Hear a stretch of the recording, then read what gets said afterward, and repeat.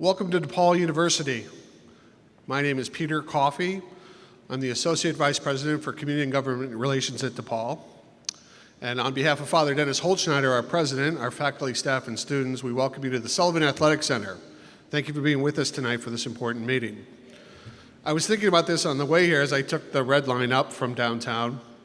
It's hard to think of DePaul without also thinking of the red line. And it's hard to imagine the red line if DePaul weren't here.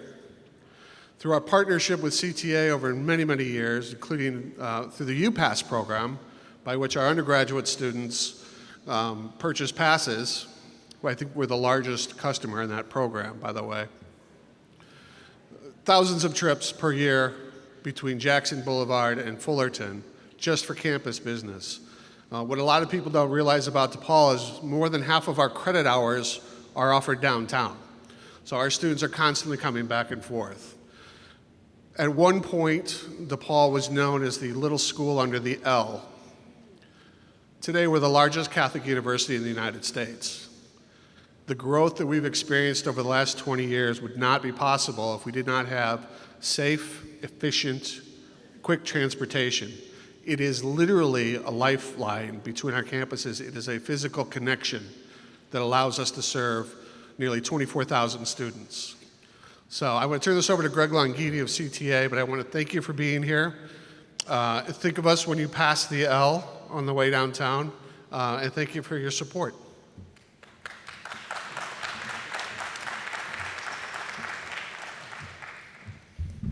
Good evening. My name is Gregory Longini. I'm the Board Secretary for the Chicago Transit Authority. And on behalf of the Department of Planning and Development and the Chicago Transit Authority, I would like to welcome you to DePaul campus tonight for this meeting. Before we get started, I want to introduce our Spanish language interpreter, Omar Martiel. He will be here if anybody needs any interpretation from what's being said tonight up here in English, or if they wish to ask a question in Spanish to have it translated. Hi, good evening. I'm Omar Montiel, the interpreter, Spanish to English, and vice versa. If you need me, please raise your hand. Buenas noches, soy Omar Montiel, el intérprete español-inglés y viceversa. Si me necesita, favor de levantar la mano. Gracias. Thank you. We also have two sign language interpreters here tonight, David Price and Amy Kistner, that can assist anybody who needs assistance in sign language, and we know that some people do, and they're already working. I'd like to point out a few important housekeeping items before we begin the formal part of the presentation. As you know, there are exits behind you all back outside the lobby. Even though there's only one entrance in, all those exit doors are open in the back. We have seating up front in the floor area here for the first group of speakers. The speakers who have signed up and are in the first group already have green cards. When we begin the public comment section tonight, I go into greater detail about the process by which we're going to do that. If you need any help at any time tonight, during the meeting, there are both CTA and project team members are located throughout the gym, and they are wearing navy blue CTA logo polo shirts with their names on them. Also at this point, I would like to ask everybody to please silence your cell phones. There will be a presentation describing the proposed CTA project and Transit TIF, followed by a public comment period where we invite your comments, questions, or statements. And again, if you wish to speak and you haven't signed up yet and received a card, please go into the outer lobby to the speaker table and request a card, and you will be able to speak. We are using a colored card system to prevent people from having to stand too long. And as I said, the green cards will go first, and most of them I think are already in the front row. If you have to leave during the meeting but would like more information about the Red Purple Modernization Project or the Transit TIF process, you can pick up a postcard in the back. You can go to transitchicago.com, or you can, of course, call 1-888-YOUR-CTA. And with that, I am now going to introduce Stephen Friedman, President of SB Friedman Development Advisors, who will speak next in the presentation.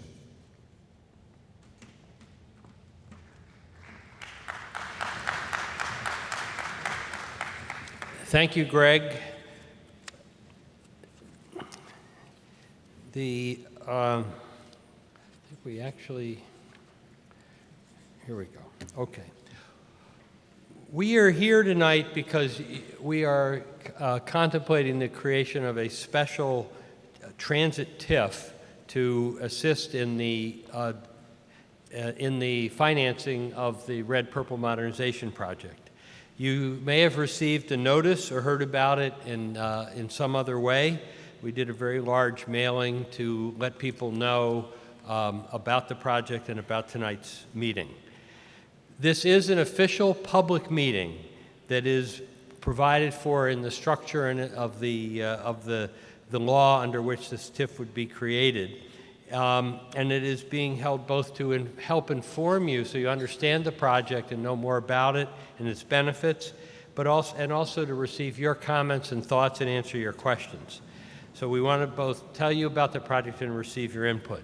Now, before we get started, I'd like to have a sense of whether we have representation from throughout the proposed district, which runs from Division to Devon, essentially a half a mile either side of the tracks in general. So how many people here live between Division and, say, Belmont? Okay, good. And then between Belmont and Montrose? Also good, okay. And then I missed Belmont and Irving Park. Probably the same group, a couple folks. And then from Montrose north to Devon. Okay, so I think we have some pretty good representation throughout this proposed district, and I think that's a good thing, and hopefully we'll get questions that relate to the conditions that you're concerned about throughout the district. So the structure of today's meeting is to first have a presentation about the Red Purple Line Modernization Phase 1 project, what it is and what it intends and hopes to accomplish.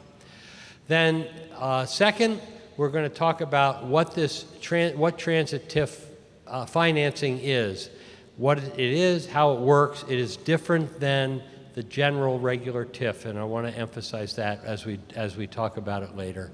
We'll talk about the boundary, we'll talk about the project and the budget, and then what the public approval process is going to be, where you'll have some additional opportunities to be heard, and then we look forward to your questions and your comments.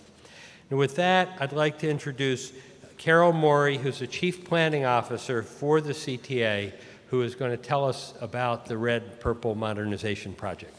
Carol.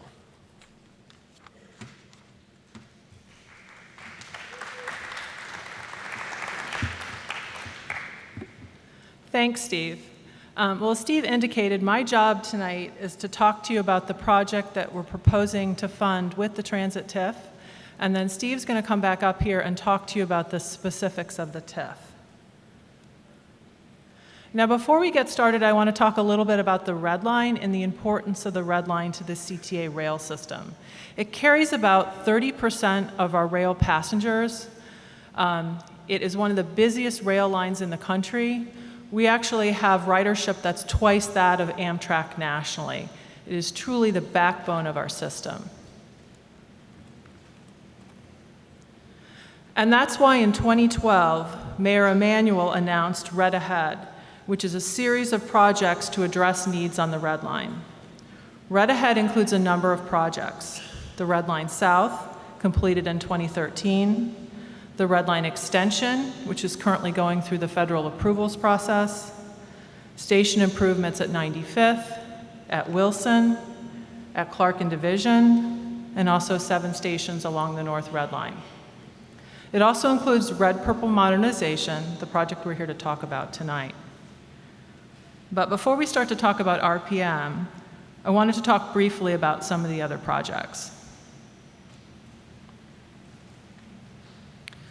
So many of you might remember the Red Line South reconstruction that we did back in 2013. It was completed on time and on budget, with a lot of consideration given to minimizing the project's impact on our customers. We consider the Red Line South a blueprint for all of our projects going forward. We completely rebuilt 10 miles of railroad from the ground up and rehabbed 8 stations, adding 3 elevators to make the entire Red Line South ADA accessible. The project created more than 1,500 jobs and generated more than $82 million in DBE opportunities for contractors. I think we're going to take questions after the presentation. Prior to the reconstruction, the Red Line South had developed multiple track slow zones where trains had to travel much slower than the original speed limit, in some cases as low as 15 miles per hour. Today, riders are seeing a round-trip commute that's up to 20 minutes faster. And those faster trains benefit the entire Red Line. As we'll talk about more in a moment, the North Red Line is seeing the same kind of deterioration that the Red Line South was seeing. And it's twice as old as the Red Line South. We're also rehabbing the 95th terminal at the south end of the Red Line. It's another good example of a station that's past its useful life. About 20,000 train and bus riders come through the station every day, making it the busiest on the Red Line South and one of the busiest citywide. Not only has the facility deteriorated, but it's become cramped and crowded with pedestrians and buses conflicting with one another. And that's why we're building a state-of-the-art transit center. It's the last Red Ahead project that's necessary to bring the Red Line South up to a state of good repair, which needs to be done before we can start the Red Line extension. On the north side, the Wilson Station is currently undergoing a complete reconstruction. We are taking a cramped, deteriorated station built in the 1920s and turning it into a modern, efficient station that will also serve as a transfer point between the red and purple lines. It will also become ADA accessible.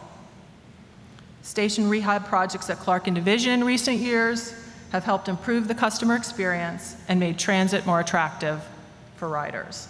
And in 2012, we completed a project to improve 7 stations on the North Red Line as a stopgap until we can complete the future RPM improvements. So as I mentioned earlier, the North Red Line is twice as old as the Red Line South. Much of this infrastructure hasn't seen any major rehab work since World War I. All along the Red Line, you can see signs of deterioration, especially at viaducts and embankments. While they are structurally sound and are safely carrying trains, they are nearly 40 years past their useful life, and they need to be rebuilt, not just repaired. Meanwhile, ridership is continuing to grow. Anyone who's taken a red, brown, or purple line train recently knows what it's like to try to fit onto a crowded train during the morning and evening rush hours. Especially on the Red Line, sometimes customers have to wait for a train or two to pass before there's enough room to board. We actually had that experience on our way down tonight. So the Red Line, the Red and Purple Modernization Project will address all these long-standing problems. We'll rebuild all the aging support infrastructure to make sure trains can continue to run effectively and safely for decades to come. We'll rebuild aging cramped stations to provide a much better, more efficient environment for customers, to provide the transit experience that riders expect and deserve. Now, we've been talking about the Red Purple Modernization Project since 2009. We've held 14 public meetings. In 2015, we received the required environmental clearance from the FDA to move forward with the project. As anyone who uses the Fullerton station just a few blocks away can attest, new stations can truly be transformative and make a huge difference in a community. Back in 2009, as part of the Brown Line Capacity Expansion Project, we turned a deteriorated station with narrow platforms into a much more welcoming and much better functioning station, with wider platforms, better lighting, and train tracker screens providing train arrival information. More importantly, we made Fullerton, along with 15 other stations, fully accessible. I think riders will tell you that the difference between the old and new station is night and day. And it's that kind of improvement that we want to bring to the rest of the North Red Line stations. RPM Phase 1 will rebuild some of the oldest and most deteriorated stations in the corridor: Lawrence, Argyle, Berwyn, and Bryn Mawr. All will be reconstructed and modernized. Each will be made fully accessible. The other part of Phase 1 is creating what we call the red-purple bypass. As many of you know, right now, the northbound Brown Line tracks cut across the red and purple line tracks at Clark Junction, which is just north of Belmont Station. Basically, it's the equivalent of an intersection with a stoplight in the middle of an expressway. It was a design that worked well in the early 1900s, but a configuration that would never be built today. The bypass is critical to meet service demand. We anticipate adding 4 additional trains on the red and purple lines during the peak hour when Phase 1 is completed. The project will allow up to an additional 15 trains per hour on the red, purple, and brown line combined as demand requires. Transit TIF funding is the way we can make this project a reality. The federal government is ready to provide RPM Phase 1 with $1.1 billion in grant funds that are specific for this project, over half the project cost. But in order to secure those funds, CTA has to provide a local match for the remaining half of the project cost. We have already identified about $428 million in existing CTA funds for capital improvements. More importantly, we are pursuing a low-interest federal loan known as TIFIA. That stands for the Transportation Infrastructure Finance and Innovation Act. It's a federal funding source that's designed for projects exactly like red-purple modernization. The transit TIF we're discussing would provide the means to repay that loan in the most cost-effective way possible. Without $1.1 billion in federal grants, the project would be delayed and potentially scaled back. The bottom line is that without transit TIF funds as part of the local match, CTA's ability to deliver the RPM project to meet ridership demand and accessibility needs will be compromised. And now I'm going to turn it back over to Steve to talk about the specifics of the TIF.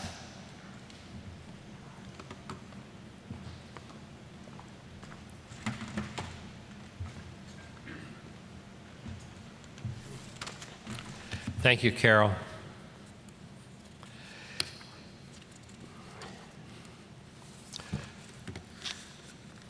So what is a transit TIF, and how is it structured, and how is it different than ordinary TIF?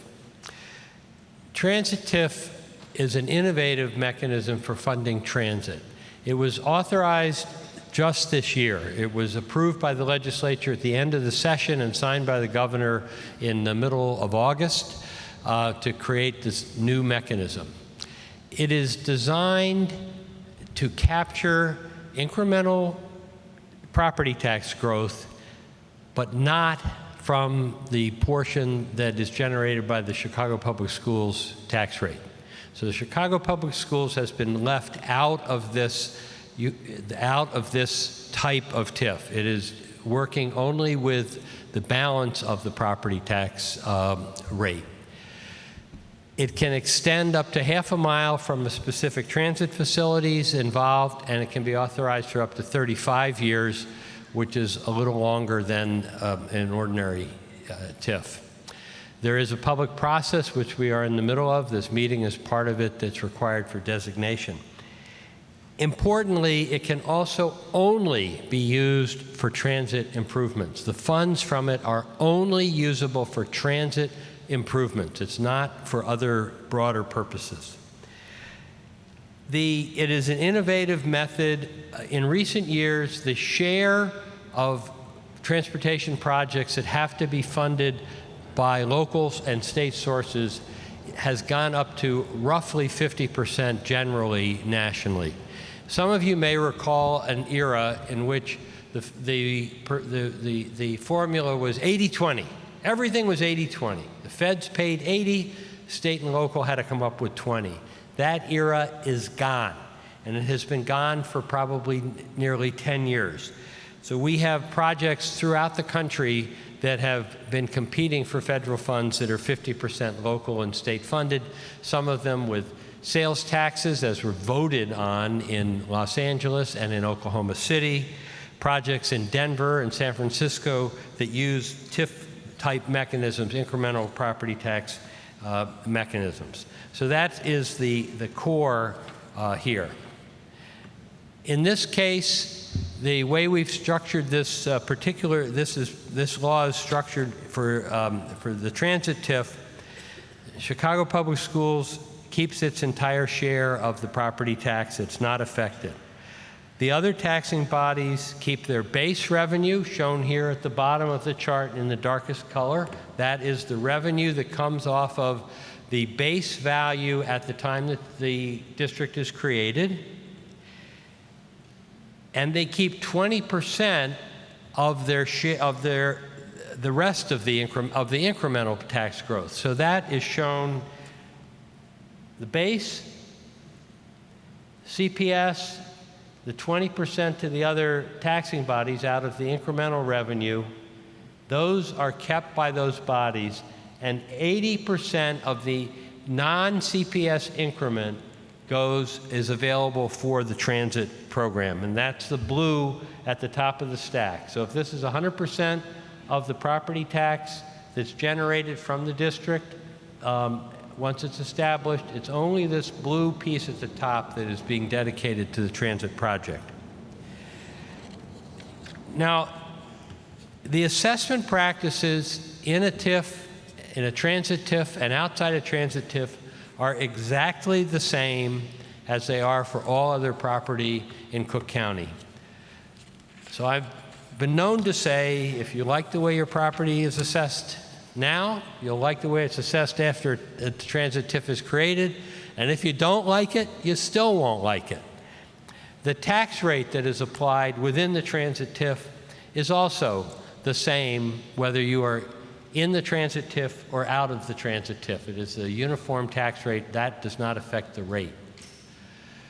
So this particular district that is proposed, under the law, the district can not be any wider than 1/2 mile from the transit facilities. So we've defined a district here that, for purposes today, we're talking about the district on the north at Devon, at the South Division, and 1/2 mile east and west. 1/2 mile west is roughly Southport at the southern portion, and then it jogs a little further west to roughly Ashland in the northern portion.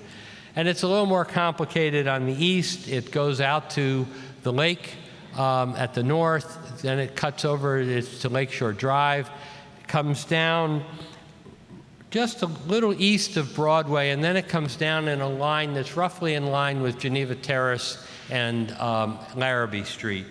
Then it jogs on over to the lake as we get down into the place where the red line is jogging east over toward, from North and Clybourne over to Clark and Division.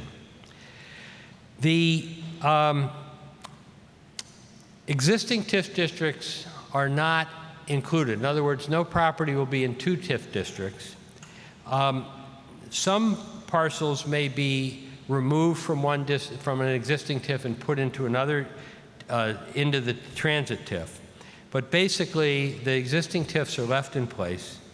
The actual boundaries are still being refined. They may be smaller than what is included in this presentation, because we wanted to make sure that everyone who might be affected was noticed. So we drew the boundary a little larger than we hope it will have to be. We hope it can be made smaller. The funds generated by the transit TIF will be limited to phase 1 project costs. As we've mentioned, it's modernization, expansion of the stations, 4 stations, reconstruction of tracks and structure and viaducts to improve operating speeds and to maintain safety.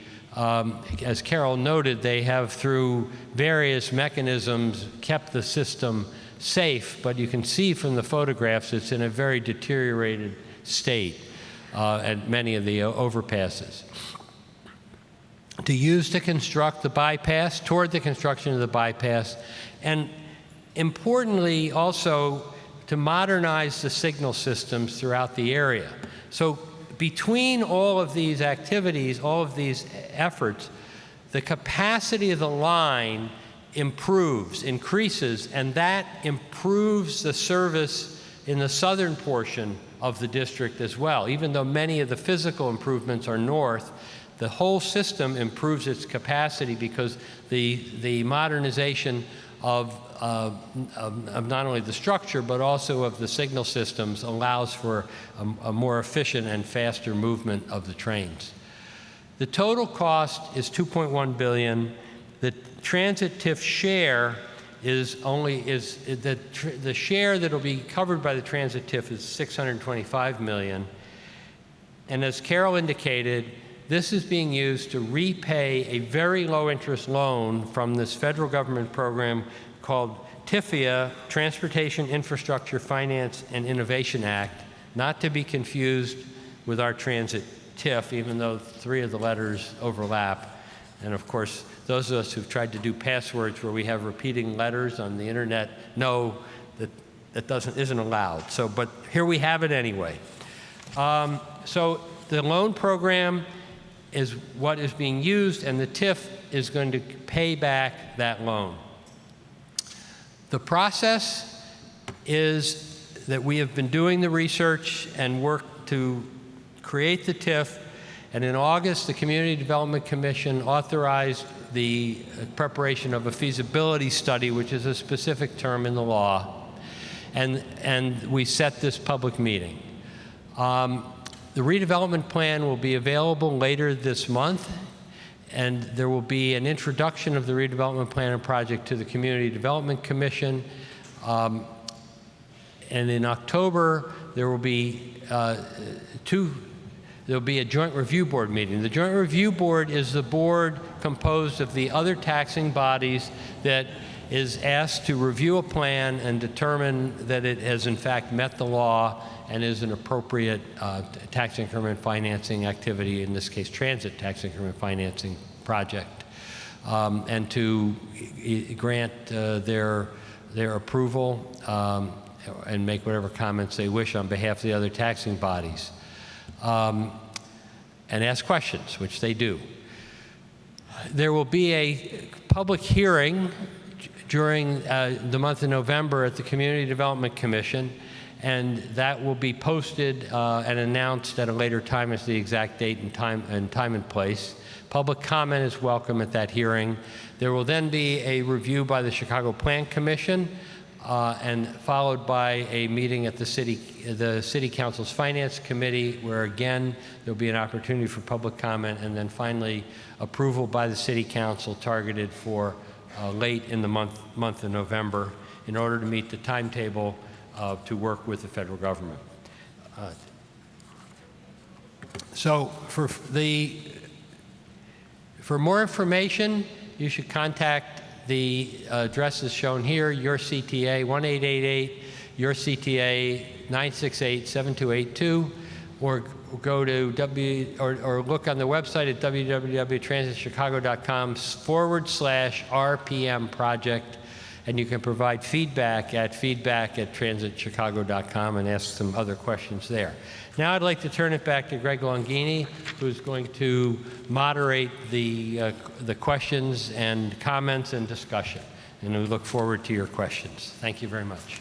We're going to start the public comment portion. Before we start that, I just want to remind everybody that we have a customer service desk out in the lobby, staffed by the CTA. And if you have any questions whatsoever on items either pertaining to what we're here tonight about or any other CTA question on service or operations, please feel free to go back there. Or if you wish, of course, you can always ask up here.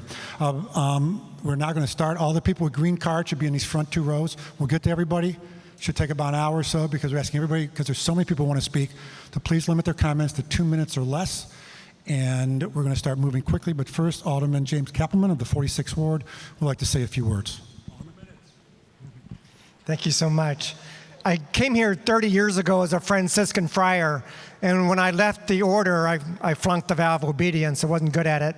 I decided I could live anywhere in the United States, and I chose Chicago because of the mass transit system. I live in the 46th Ward, and not only do I rely on the mass transit system, close to 50% of the residents in the 46th Ward also rely on the mass transit system. I'm one of those few aldermen who do not own a car. So one of the first things I said to Mayor Rahm Emanuel when I was elected, he asked me what my goal was for the 46th Ward, and I said I wanted a new Wilson L station. I was tired of it being voted the smelliest and crustiest L station in the city of Chicago 3 years in a row. Since that happened, and that was in October of 2011, we've had 17 new businesses coming into the area. The big complaint now is that we now have 4 independent coffee shops on Wilson Avenue.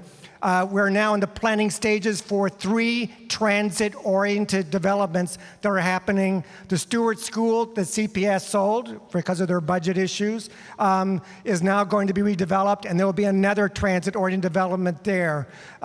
There has been the amount of work that's happening on the Wilson Avenue is transformative. So I am certainly delighted that this is happening. I think it's needed. I continue with my commitment. I do not want to own a car. I rely on mass transit. I got here by mass transit today. But I don't always trust TIFs. I think there's times to be very cautious about them, but I've seen them work really well at the same time. Alderman Michelle Smith actually helped create a council. It's a Chicago Council Office of Fiscal Analysis. I've asked today Chairman Austin to have the COFA, that's the Chicago City Office of Fiscal Analysis, to look at this, to make sure we're being very responsible in the use of TIF funds. TIFs have done incredibly well. The Wilson Yard TIF has done very, very well. So, I do have a couple of comments and questions. One is, I want to make sure that TIF is the way to go rather than using bonds. I think that's a reasonable question to ask.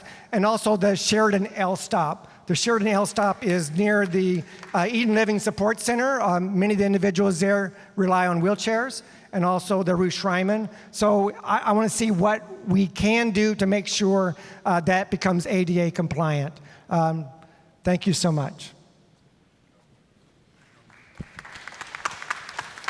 You want to answer the bond question that was just asked, or I think the question about the bonds that you just asked, Alderman Kaplan would like an answer on?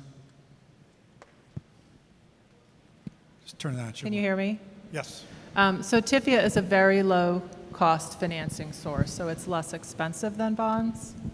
And in response to the second question on Sheridan, Sheridan would be part of a future phase of RPM. Because of the location in a curve, it's a little bit more complex to build and to design. Can I add something?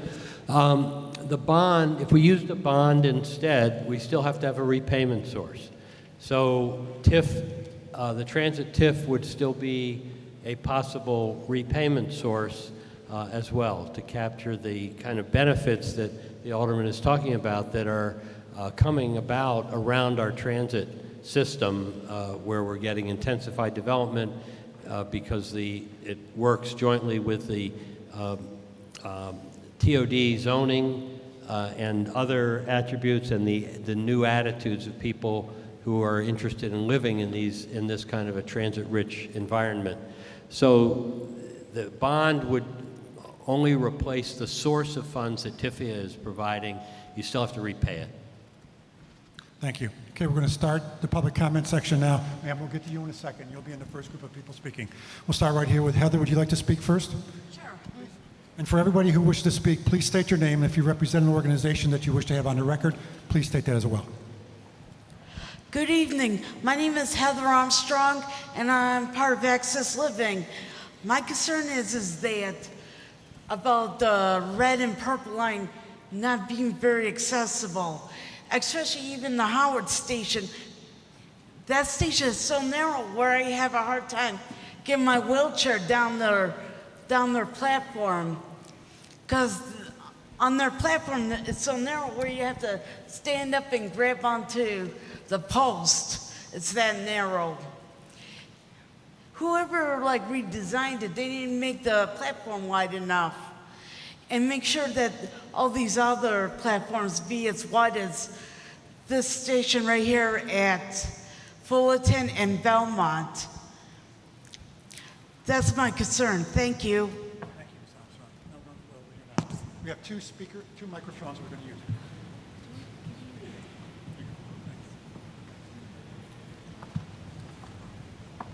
Good evening.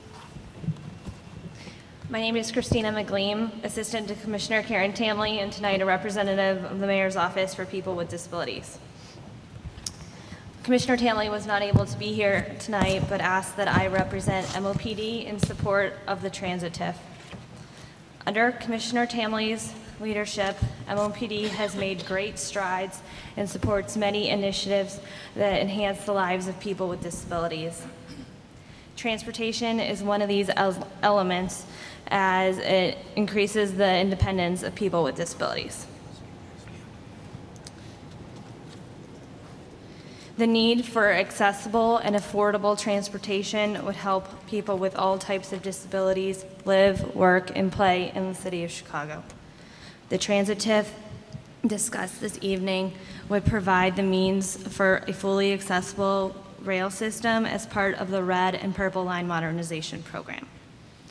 The Mayor's Office for People with Disabilities strongly supports this initiative as an accessible transit system would help current residents with and without disabilities, as well as attract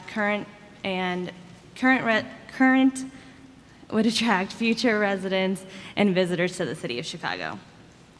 In addition to my role at MOPD, I'm also a member of the CTA ADA Advisory Committee. This committee meets with the CTA to discuss transportation issues in regards to people with disabilities. We often discuss the importance of a fully accessible rail system. As the Transit TIF would make this possible, I personally support this initiative as well. Thank you for giving me the opportunity to speak tonight. Thanks. Thank you, Ms.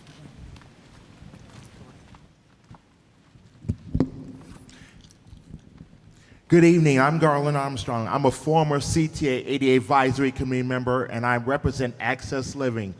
And I just want you all to know that not only this right here is making sure that we're getting all of the stations ADA compliance, because every time when I take the red line, I see some of the other stations, like my wife says, is very narrow, like especially at Bryn Mawr and even at Morse, because they need to put more elevators, especially seniors who are also disabled wants to make sure it is completely accessible, so they want to go completely down and don't want to have any elevators not to be broken, and they would like to know way in advance which elevators are going to be out of service so they can be well prepared to see what other alternatives are going to be, and then they can be well prepared in advance, because sometimes there's a lack of communications with the seniors who are also disabled, and they want to know way in advance. So we need to make sure to contact not only the seniors who are disabled in the Chicago area, but also to make sure that they get the right access to it, because there are some who don't have access to the internet to it. So it's time now to communicate, get an outreach for the seniors who are disabled to get access to it for elevator outage and also escalator too. So they should be well prepared, and make sure that all the stations, including Jarvis too, and make sure that get every elevators, including going up to the Purple Line up to Linden. So make sure that every station is completely accessible and they'll be well prepared for it. Thank you very much. Thank you, Garland.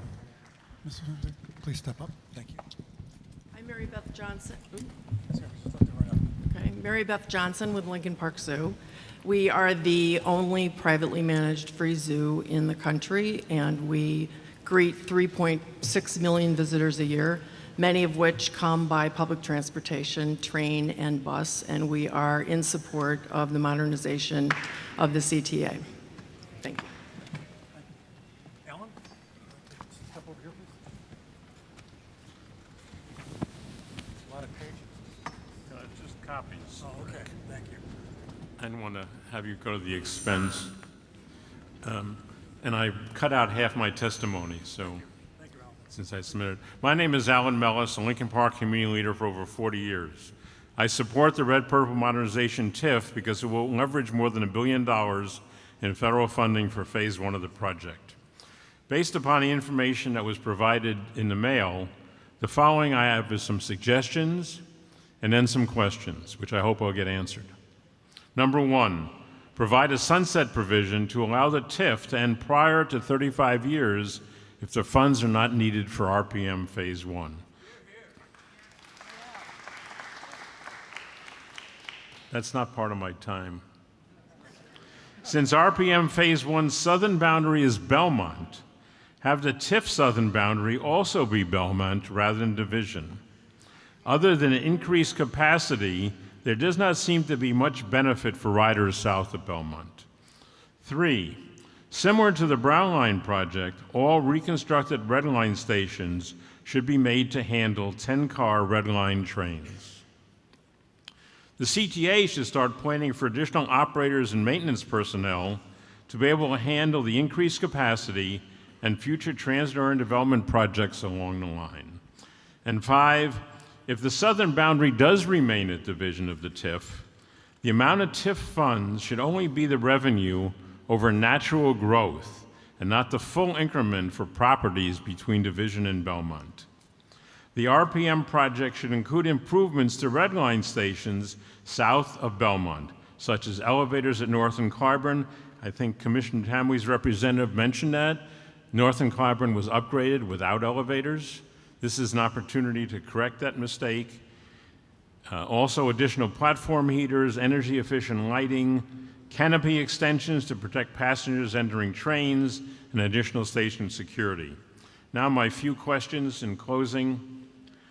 Does this TIF include already or completed projects like the Wilson Station or the Clark and Division stations?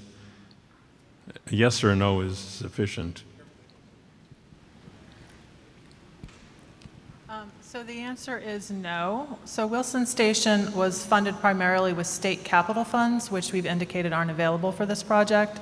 And Clark and Division was primarily funded with CMAQ, which is a federal funding source, which we will be using for this project. Thank you. If there would be a second TIF to help pay for improvements north of Devon to Howard and the Purple Line to Wilmette, will some of those funds help pay Phase 1 costs, since the improvements will have benefited those riders? This is like building a new metro station in Washington where the outlying people didn't want to pay for it, and when the first part was built, they said, oh yeah, we just want to pay for the extension. Alan, that's a hypothetical question that we can't answer. Would you be happy? Sorry. Hello, can you hear that? That's a hypothetical question, Alan, that we really can't answer right now. It's a very good question, but I suggest that we talk to you afterwards in the back with our lawyers who could possibly speak on that, but we can't answer a hypothetical question. Thank you, Alan. And if there is a second one, would you both agree to that? We can't answer that question. Alan, thank you very much. 2 more. No, Alan, I'm sorry, the time is up. If there's more questions. Well, you're interrupting me. During the 35 years of the TIF, what will be the financial impact on non-school taxing bodies, and will that lead to higher property taxes to make up the difference? You want to try it? I don't have a specific number for that. What we have here is a situation where we need to support the growth that is desired in this area of the city. The people who want to live in this area of the city require and need a level of transit service that is no longer able to be provided because of the growth in demand. So the improvements are, in part of the purpose of the improvements, of the impact of the improvements, is to allow the growth to continue to occur in Lincoln Park and north through the north side that is in fact helping to fuel the city's growth and is providing tax revenues that benefit the entire city at rates that are in excess, significantly in excess of the overall property tax, property value rates, growth rates in the rest of the city. We want to accommodate that. We want to continue to support that growth and capture that benefit for the city as a whole. Two more quick ones. Very quick, Alan. Exactly how much money is the TIF expected to generate over 35 years? You indicated that you needed $625 million. What is the estimate of the amount of TIF revenue that will be generated over 35 years? I don't have that number don't in have front that, of me. Alan. And then lastly, all the people that came out tonight, what impact will their testimony, their questions, and their comments have on this process?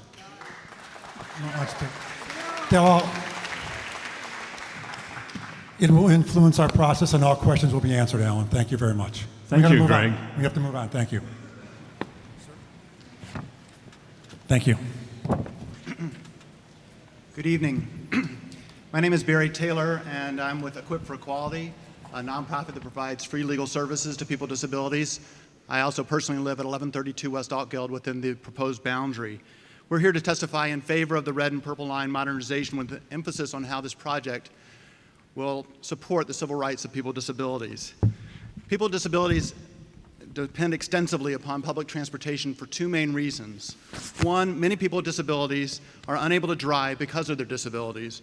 And two, many people with disabilities are poor and do not have access to private transportation. Without access to public transportation, people with disabilities are denied all aspects of life, including employment, health care, social interaction, and recreation activities. For the past 30 years, people with disabilities have advocated strongly for access to the CTA.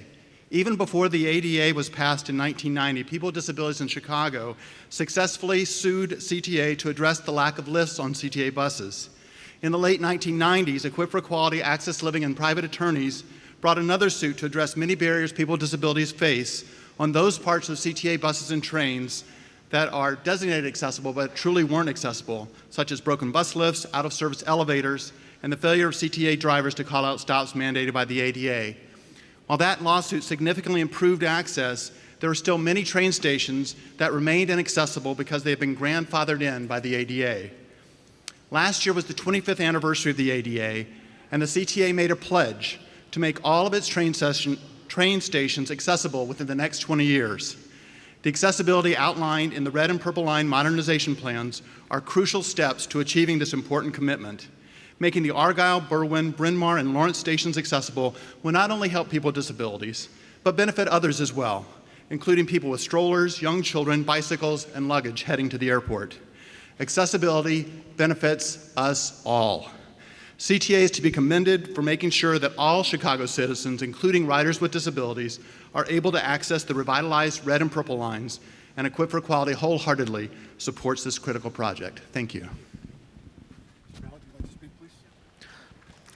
Good evening. My name is Adam Ballard. I'm the manager of organizing and policy at Access Living in Chicago. I would like to echo a lot of what Barry just said. Access Living has been a partner with Equip for Equality and other advocates in a lot of the accomplishments that he mentioned. We also support this project because it helps meet the promise that was made last year to make all stations accessible in 20 years. Whatever the financing is. Speaking personally for a second as a CPS parent, I am glad to hear that CPS money is not involved in this TIF, but if this funding will leverage the federal funds and other funding necessary to make this happen, Access Living, again, supports the project. We do believe strongly that it's past time. It's not that the time has come, the time should have come 20 years ago, but we're here, it can happen, let's make it happen, and we thank the CTA for providing this opportunity to provide comment. Thank you. Thank you, sir. Mr. Pullman, would you like to speak next? I can bring a microphone to you, sir. You stay right there.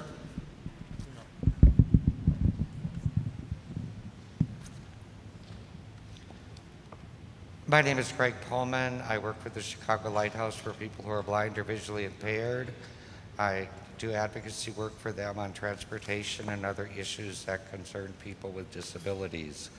I also chair the RTA Transit Access Citizens Advisory Board, And we support the CTA's effort to expand and on this project.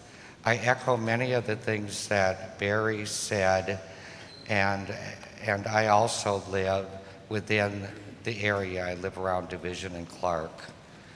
One of the things that I was very glad to hear is that it would expedite my ride and commute home, and also would give us more trains, especially when the Cubs are playing. Sometimes it takes 5 trains to get on. Carol hasn't found it tough. But anyway, I would also like to emphasize one thing, that there are accessibility deserts along the Red Line, especially where the 4 stations that they mentioned, Jarvis, Bryn Mawr, etc. This is not acceptable. Everyone should have access to public transportation, to live their lives in the way they want to, for fun, for work, etc. And the other thing that Barry said that I think a lot of people don't think about is that accessibility helps everyone. Senior citizens that may need to use elevators, may need to use escalators. How many of those mega strollers have many of you seen out there? They're very difficult to bring up and down stairs. So accessibility not only, and universal design does not only assist people with disabilities, but it helps the entire community and makes the community livable. Thank you very much. And Ruben rides the Red Line 5 to 6 days a week.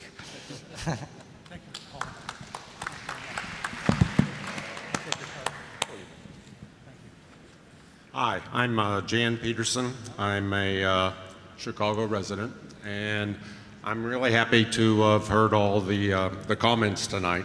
I just have a couple of questions. In echoing the question concerning how much the increment is going to be raised, I'm a little bit surprised you don't have an answer for that. You certainly know how much you're going to borrow. You should know how much is going to be raised to repay the borrowing. And so I'll ask you this question then. Where can we find that information if you don't have it? Okay, let me give a little more explanation first, and then I'll tell you where you'll be able to find it. Because the amount that can be spent is limited to the repayment of the loan, the amount of money that will be used from the TIF and can only be used for transportation improvements, and anything else will have to be surplused.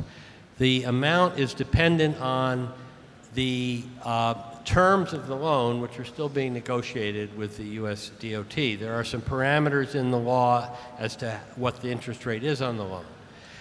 There are also requirements for what is called coverage, which means that over the life of the TIF, during the TIF, we have to set up a TIF that will generate far more money as projected than is actually going to be used to service and to repay the loan. So ultimately, the only amount that will be raised is the amount necessary to repay the loan at the rate that is negotiated. The information on this kind of information will be in the plan that's going to be filed later this month. So there'll be, I think, sufficient information in there for you to get a better understanding. And just quickly, the excess money that does not go to repayment goes where? It will be declared as surplus unless there were other there are other circumstances. But as it is currently conceived, it will be declared as surplus and go back to the taxing bodies from which it originated, or from whose tax rate it was originally generated, in the same proportion in which it was generated. That's the way the surplus law works. Some of it will have to be retained for a period of time to replenish debt service reserve funds, to maintain debt service reserve funds, and so on, elements that are part of the terms of the financing. But ultimately, the money can only be used for this transit improvement and the associated costs of accomplishing that. Thank you for such a good answer. Thank you very much. Thank you, Mr. Peterson. I'm not done yet. If I could We just have get to- one more. One more please. quickly, sir. Yeah. There were, in your notices, and I think, let's see, it was, I think your comments tonight, you made reference to various parcels possibly coming out of some TIF districts, going into other TIF districts. I'm just curious as to, are those going to be identified beforehand? What is the criteria for moving one parcel from one district to another district? There are a couple of spots where there are some contiguity issues, and it's been being determined that they're being looked at to see if there are any issues with obligations that those parcels are supporting or whether adjustments can be made. There will be notice given to the, there'll be notice given in the form of the final boundary for this district, and also there are some notices required to take a parcel out of an existing district that are noticed to the people who are affected, whose property is affected. It's a relatively small number of parcels. What we are able to do, because of the porting provisions in the TIF law, is that the even if we surround a TIF and the transit improvement is within an existing TIF, we can port the money into the existing TIF to use for the improvement that is in that TIF. Again, only transit-related costs. I'm sorry, I was given a question a little bit earlier. Can you humor us with a little bit, a preview of what Phase 2 is? No, I mean, no. No, I don't know No, we're not going to do, no. Thank you very much, Mr. Peterson. Thank you. Ms. Riley, you will be next. Hello, my name is Susan Riley. I'm an ADA advisory member. I support the Red Purple Line modernization. I'm all over the city. I do live in Oak Park, but I'm all over the city riding the CTA, all the L's, buses. The way it is now, one of my doctors is 6500 North Clark. It's double what other people ride for me to go from my house to my doctor's office in transit time because of inaccessibility of the trains. So I have to, and taking those multiple transfers is really hard. I just had my third stroke. So I have to ride the Clark bus from Jackson all the way out to 6500. That's the end of the line. That's a really long transit time. It's like 2-3 hours just to get to my doctor's office. I could cut that time in half if I could get accessible trains, and especially at the end, on the red line. It adversely affects my life. I have inaccessible L trains. When I get on the Green Line in Oak Park, I have to go from Austin to Central just to be able to get on the train there. I mean, it's pretty awful, and it really adversely affects my life. So I support this modernization because it will improve the quality of my life and other people's lives with disabilities. Thank you. Thank you, Ms. Riley. And yes, complete accessibility is certainly our goal in the future. Thank you.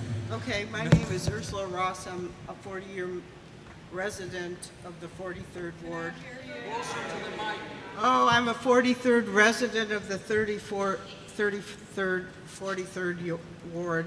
I wanted to know if you use TIF funds to finance the South Red Line, or are you just saving it for us on the north side?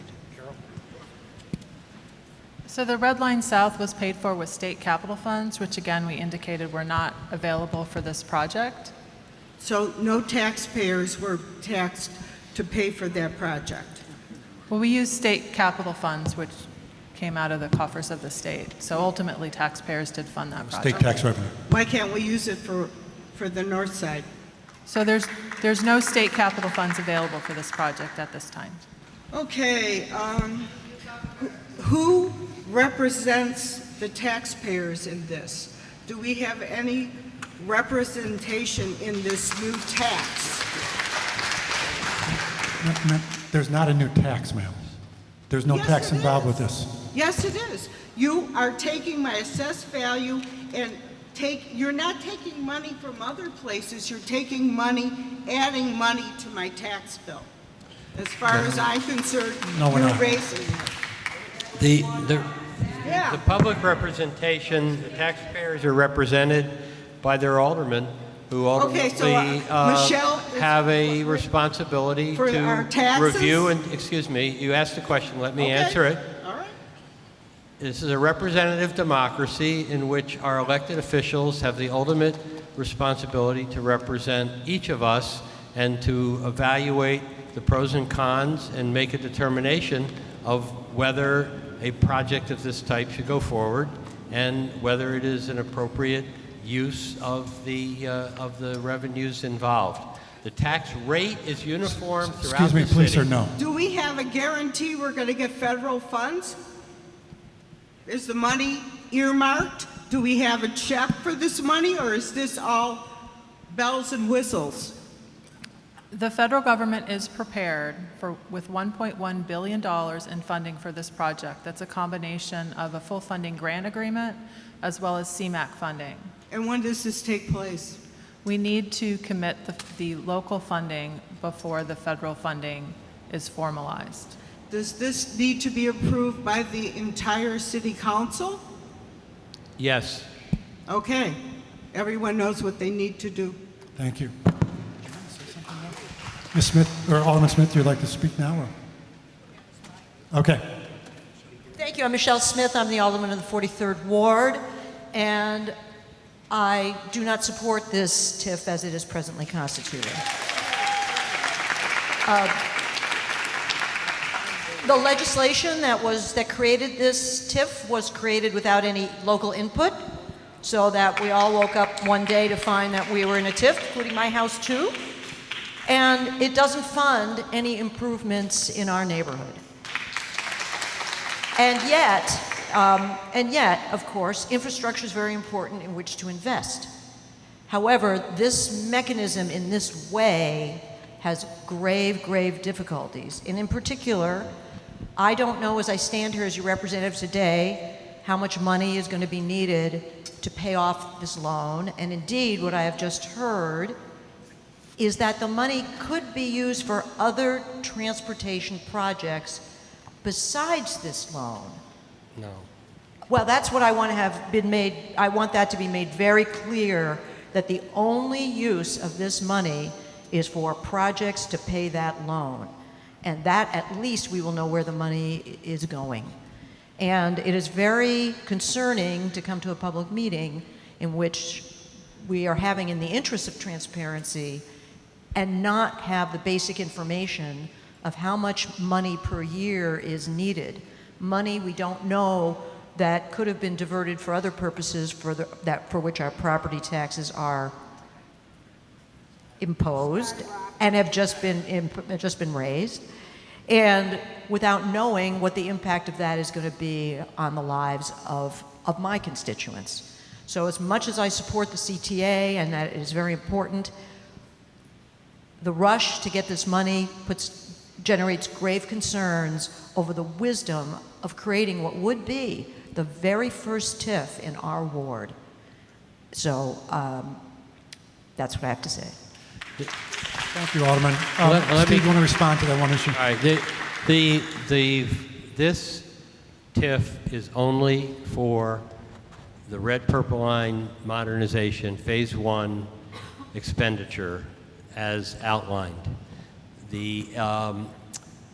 When I made the comment, unless something was changed, that would be an entire amendment process that is not contemplated and would come back before a complete public process,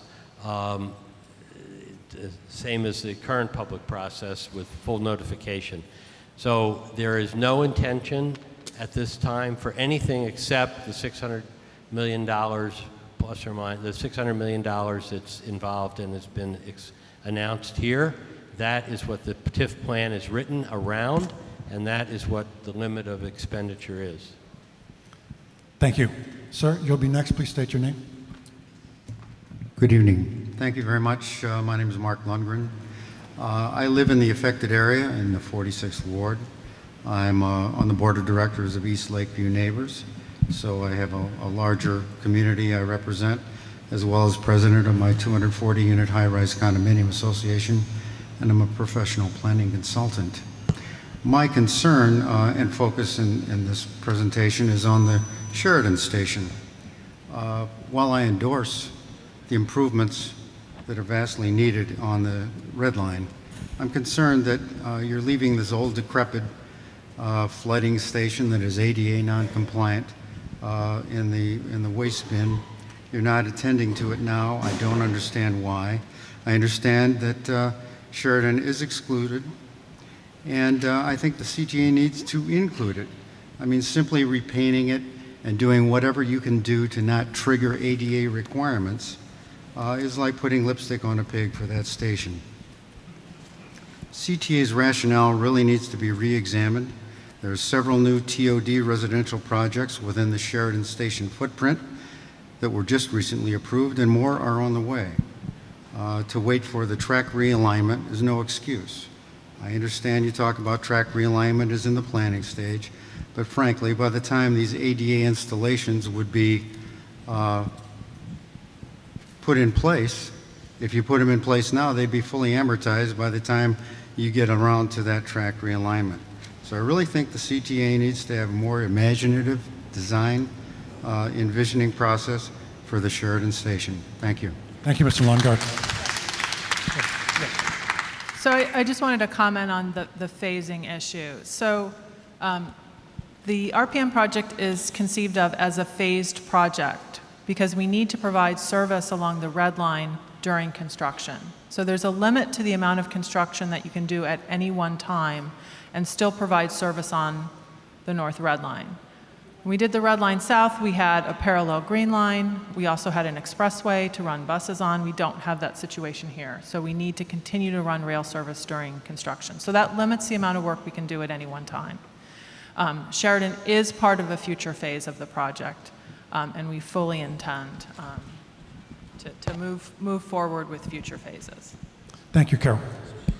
My name is Jonathan Abarbanel. I am a property owner in Andersonville within the proposed TIF district. I teach at UIC, which is as dependent on the blue line as DePaul is on the red line. I applaud the ambition and the goals of the CTA to modernize and improve the system. A lot of my concerns and questions have already been addressed or answered, but I would like further clarification on the statement that this transit TIF will not impact the schools. Every other TIF in the city takes its money off the top of the property tax pool the way a casino skims its cut off the top. Do I understand that that is not the way this works, that the schools get their first full cut before the TIF takes its share? Yes, that is the way it works. It is written in the law that way, that the CPS rate is not included in the tax increment under this program. It is unique and different than the general program. Okay, and just to clarify, the other taxing bodies, does the TIF take its portion before they get their portions? They get 20% of their of the funds generated by their rate, and on the increment, they still get their base, but they get 20% of their increment, and the Transit TIF fund, the Transit TIF tax allocation fund, will get the other 80%. Okay. Two more comments.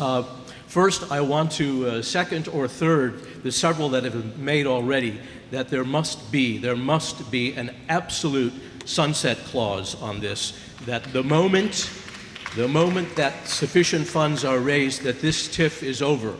Because, you know, other TIFs are kind of like that horror movie, The Creature That Wouldn't Die. And even though they were all written with sunset clauses, our city council on a regular basis eliminates the sunset clause and re-ups extending the TIF. I would like some sort of guarantee that that ain't going to happen this time round. Final thought, why not put this TIF and any other TIF to a referendum in the district that is affected by it? Thank you. Thank you, sir. Ms. Hughes, you'll be next, please. Thank you. Hi, my name is Ellen Hughes. I represent the Coalition to Stop the Belmont Flyover, and it's a Lakeview Citizens Group. And I feel it's my job to say one more time that we do very much support the RPM project. We think the structures are all rotting and they need to be strong. We don't support the Belmont Flyover because we think it's incredibly expensive and it will gut the center of Lakeview.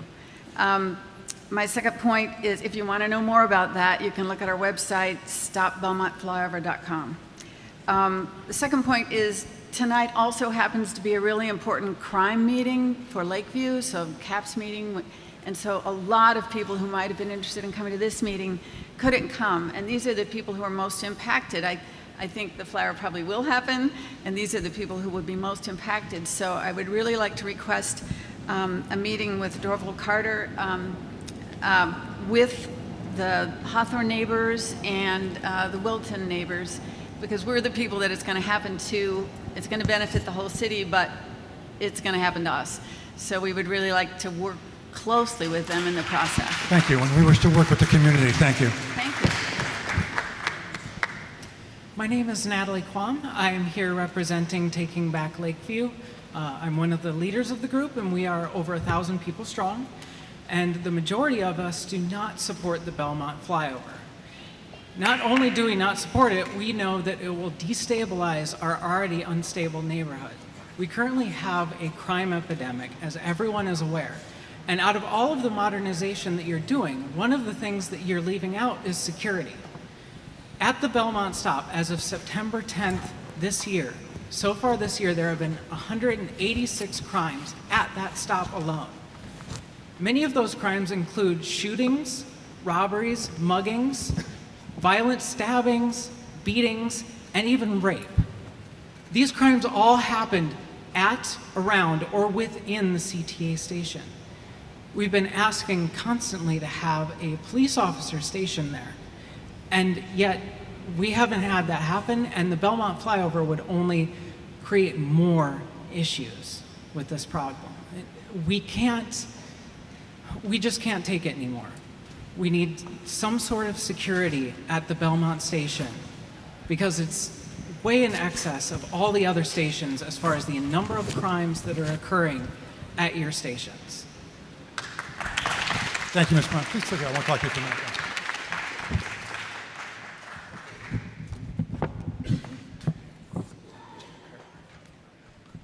Thank you and good evening. My name is Benjamin Brockschmidt. I'm with the Illinois Chamber of Commerce. The majority of our members are small and medium-sized businesses who rely on access to safe and reliable transit to attract workforce from all walks of life and all backgrounds.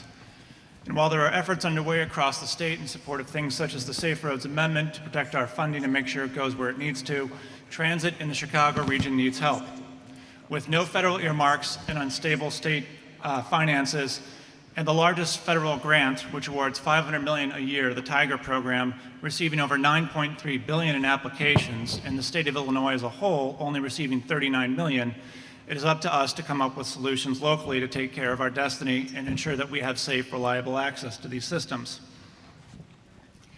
Efforts such as these ensure that people of all backgrounds, all areas, and not just those that build or design, but those that use it every day, have access to those systems.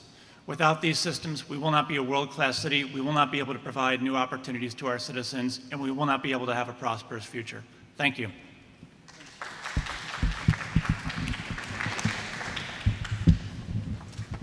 Hi, my name is Retha Kay, and I live in the 43rd Ward. A couple questions. I know you say the taxes aren't going to rise, but that seems counterintuitive to requiring a public notice. You know, as a lawyer, usually you give notice because you're going to have an effect, just like when someone gives a zoning change or something like that. There's usually notice to the residents that are surrounding it. So I want to know why there's notice if there's no tax impact. The other question I have is why isn't the Department of Planning here? Because if we're taking money away from the city, that could be used for other infrastructure that it would involve CTA, including like the development of the Finkel site. Why aren't they here? That seems kind of a logical pairing. And then finally, if the boundaries are half mile from the site, how is it extended below Diversey from Belmont? If that's, if it only is supposed to be a half mile from the project site, you're extending miles below it. Thank you. What was your first question, ma'am, was? Was why we have notice. Why we have notice, that's right. So we have, okay, so that at the end of the day, the tax rate in and out of the TIF is the same. We have notice because we are affecting the distribution of the property taxes as between the jurisdictions. And so historically, we've had notice particularly because of the impact on the public schools, that the public school element of the property tax was being allocated, which is the formal name in this in the law is the tax allocation program. So because the other districts' revenues are being allocated to this purpose, that is, I think, the basis on which there has always been notice in all of the TIF laws for a consideration and for it to be known to the public. So in this case, we have members of the Department of Planning and Development here, and I'll be happy to speak to you. But it wasn't the focus right now of this meeting. Thank you. But I will get you back there in a few minutes. Sir, go right ahead. Thank you. Good evening. My name is Dave Bender. I'm the Executive Director of the American Council of Engineering Companies of Illinois. Thanks for the opportunity to share my thoughts on this vital project. ACEC Illinois represents over 225 consulting engineering firms in Illinois, 70% of which are in the Chicagoland area with over 14,000 employees. In fact, several hundred of those employees live near or at the red-purple line, and they utilize its service every day. Investment in this important project is critical in stabilizing the backbone of the CTA rail system. The following are just a few reasons why the city should take the steps to create a transit TIF district. Number one, the Red Line North is the oldest in-service line without major rehabilitation investment on the system. Number two, the Clark Junction, just north of the Belmont station, is a bottleneck for increasing service on the Red Line and will not be able to accommodate projected growth of service over that corridor. Three, stations at the Red Line North cannot accommodate ADA modifications, as you've heard tonight, without a rebuild of infrastructure. The current footprint of that station platforms are too narrow and potentially and are very dangerous. Number four, to accommodate shifting priorities of generation, aging baby boomers and millennials, investment in public transit is absolutely necessary to attract and keep its residents. And finally, on a little lighter and realistic note, the Red Line needs more capacity, improved infrastructure to handle thousands of those Cub fans from April to November, for it's obviously going to be a championship baseball team for the next 20 years. Representing an industry that is based in transportation across the entire state of Illinois, I see and drive deteriorating conditions of our roads and bridges every single day. Obviously, a state, and you hear it tonight, has a financial problem that, along with the lack of political will, has led to these impending deplorable conditions. This inaction has created a situation that will take potentially decades to fix. Chicago cannot allow that not to happen with their transit system. Finally, I was invited to attend a recent meeting in Chicago with Congressman Jeff Denham. He's a Republican from California, who is the chairman of the subcommittee on railroads, which include transit. Congressman Denham is a huge fan of Chicago's Metra and CTA system. He rides it all the time when he comes here. He states, quote, "It's the best in the country." Congressman Denham is correct, but being the best comes with responsibility, and creating a transit TIF will ensure that it will remain the best system in the country for decades. Thank you.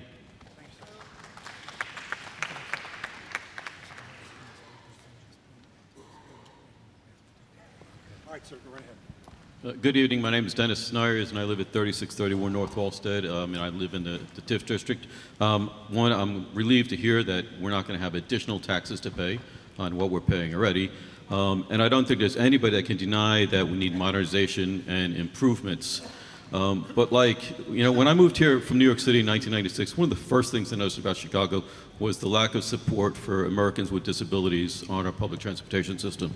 And I'm really, really embarrassed to hear you say that the Sheridan stop is still going to be put off even further down the line. Who's asleep at the wheel here? This work should have been being done all these years. And unlike anything else in this city, They're just total mismanagement from the top down to the bottom, from managing to being fiscally responsible, from planning.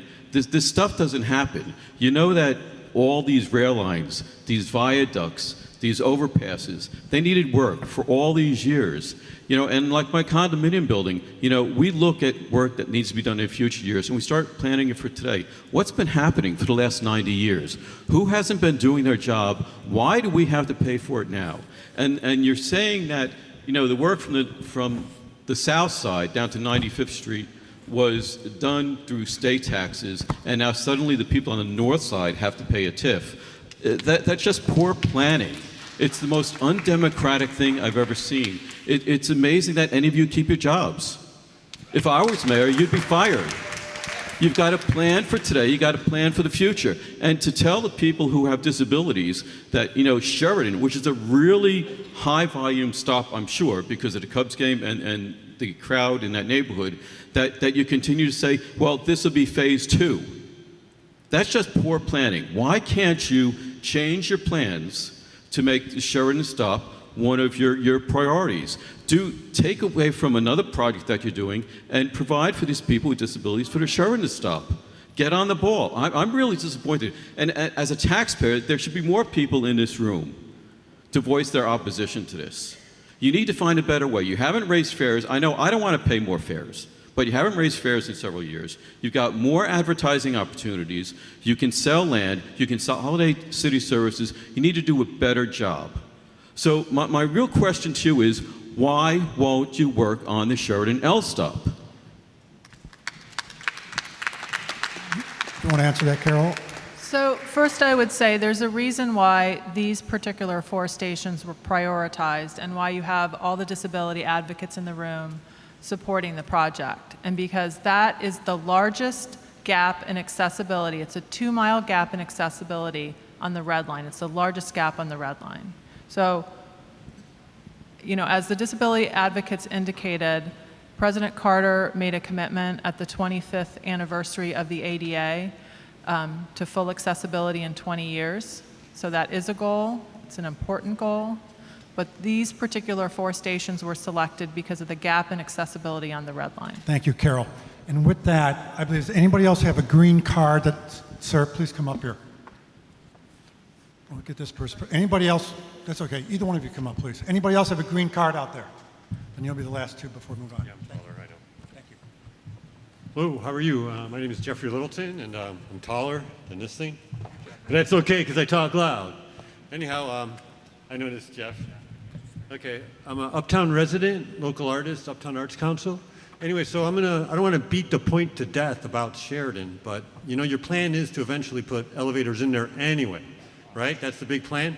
Well, you have, there's also an economic payoff if you do, besides the moral aspects. If you look at around that area, Doric Hospital has been buying huge lots. They're anticipating you putting an elevator in there so they can invest in medical infrastructure, which we all need. So you know what I'm talking about? Those big lots, and not all of it's lots. Some of it's still buildings they haven't torn down yet to build something new.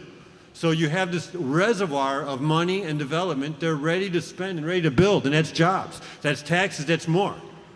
So that's an aspect that, I don't want to be, of course it's a moral thing to do, because that's what you're trying to do anyway. So just find a way to do it. It's not that hard. You can find a way. DePaul wants a new basketball arena. You got that. And they didn't even ask for it. Right? $110 million, Marriott Hotel. What's going on? $110 million for Marriott Hotel. And these people need an elevator. And the hospital needs an elevator so the people can get to the hospital. Who else needs it? Another thing is it's been alluded to in several that the Wilson Station is going to fall short on funds to fix the Gerber building, that historic structure that they're promised with the terracotta. Obviously, it's going to be last. So I'm asking you, is there any plan to cover that with this TIF money and all this? And I know better than to ask you to do the TIF or not to do the TIF. I've been around Chicago long enough. You're going to do what you're going to do. But, is there a plan for Wilson Station, and are you going to ever talk honestly about it? That you're running out of money on Wilson and that you're not going to be able to finish the part that everybody wants. It's going to be so lovely. Anyway, Thank you, sir. Thank you very much. I hope that covered something. Thank you very much. Sir? No, him. That's all right, thank you. Hi, I'm Arnav. I'm assistant professor at Columbia College Chicago. First of all, thank you for giving this opportunity to have this dialogue, which is very important for the city. I guess there's a lot of anger, I understand, so thank you for this opportunity to have this dialogue. One point I would like to make to all the audience here, on the flyer it says that 37% of the riders are minorities, and it is not represented here today. Less than 37% people are minorities here. And again, I have some questions about some numbers. I feel CD is trying to catch up with numbers and traffic. Over the last 5 years, you said 40% increase has been done in traffic. There's been 40% increase in traffic in the last 5 years?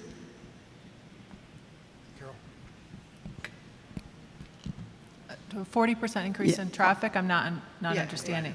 That's what in ridership? Yeah, in the last 5 years. And in the project, you plan to have 30% more capacity in the first phase. It feels like it's catching up with time. It's not catching up with what the reality will be 5 years down the line or 10 years down the line. So I hope that you'll be cognizant of the fact that demands for CTA will be much higher in the future than today. We are aware of that. Thank you very much. Yes, hi, my name is Colleen Fahey, a resident of the 43rd Ward. Someone earlier mentioned a referendum. For those of you who don't know, there was a referendum specifically on the Belmont L flyover in a previous election, and the vote was in opposition, strongly in opposition to the Belmont flyover. Question, if there is a new referendum on the TIF, will that be taken into any consideration? Was the other referendum taken into consideration? Well, public comment was certainly taken into consideration. But ma'am. the referendum was not. We are aware of that referendum, yes, thank you. Okay, so the other thing was when you talked about improvements on the south part, you mentioned that it saved commuters 20 minutes. The original rationale that was in every presentation that was quoted by the mayor was that it would save the delay of 2 to 3 minutes for the Belmont L flyover. That has disappeared. Now the only rationale is crowding, because if you take an L or a bus in rush hour, almost everything is crowded.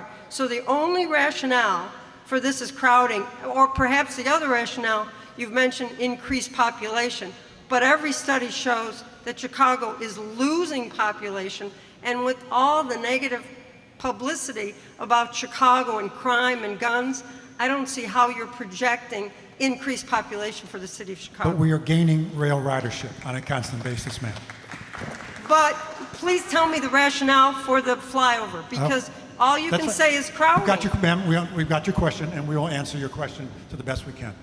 So ridership on our rail lines, and particularly on the north, red, brown, and purple lines, continues to grow during the peak period. And we need to add capacity in order to meet that demand. And the bypass helps us to add that capacity, adds 30% capacity to help us meet that demand. But you don't give a figure like you do for the south side where it saves 20 minutes. You can't, you've never done a study about what it'll save or anything. So the Red Line South project was about removing slow zones by rebuilding track. The RPM project, phase 1, the bypass portion, is about adding capacity to the North Red Line. Also, what percentage, what is the breakdown? How much of the money in the TIF goes to disability? That's really important, accessibility, but how much is going to that? And how much is going to the Belmont L flyover? Is there a breakdown that we can see, or is it just this big figure? And some things we may like, other things we don't believe are necessary, not proven. So how do we know what the breakdown is? The overall project budget is $2.1 billion, of which $622 million will be covered by a TIFIA loan, which will be backed by the Transit TIF. No, but what's the breakdown for the projects specifically for disabilities and for the Belmont L flyover and for other projects? Just one big figure. So if you Ms. Fahey, we have to wrap up. I'm sorry, but we've got well, you don't dozens of answer, speakers. We have other people who can answer that question, ma'am. The other people spoke and asked questions. Carol, do you want to answer it here, or should we can move on? So there's one overall financing plan for the entire project, and I just stated it. You don't break it down. Thank you.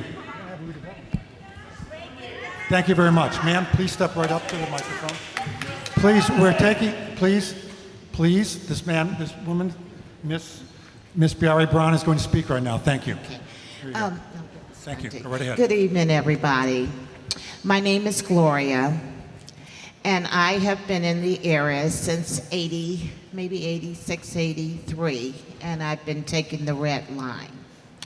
I am returned now, and I'm on the brown line, and I've got a couple of questions for the media.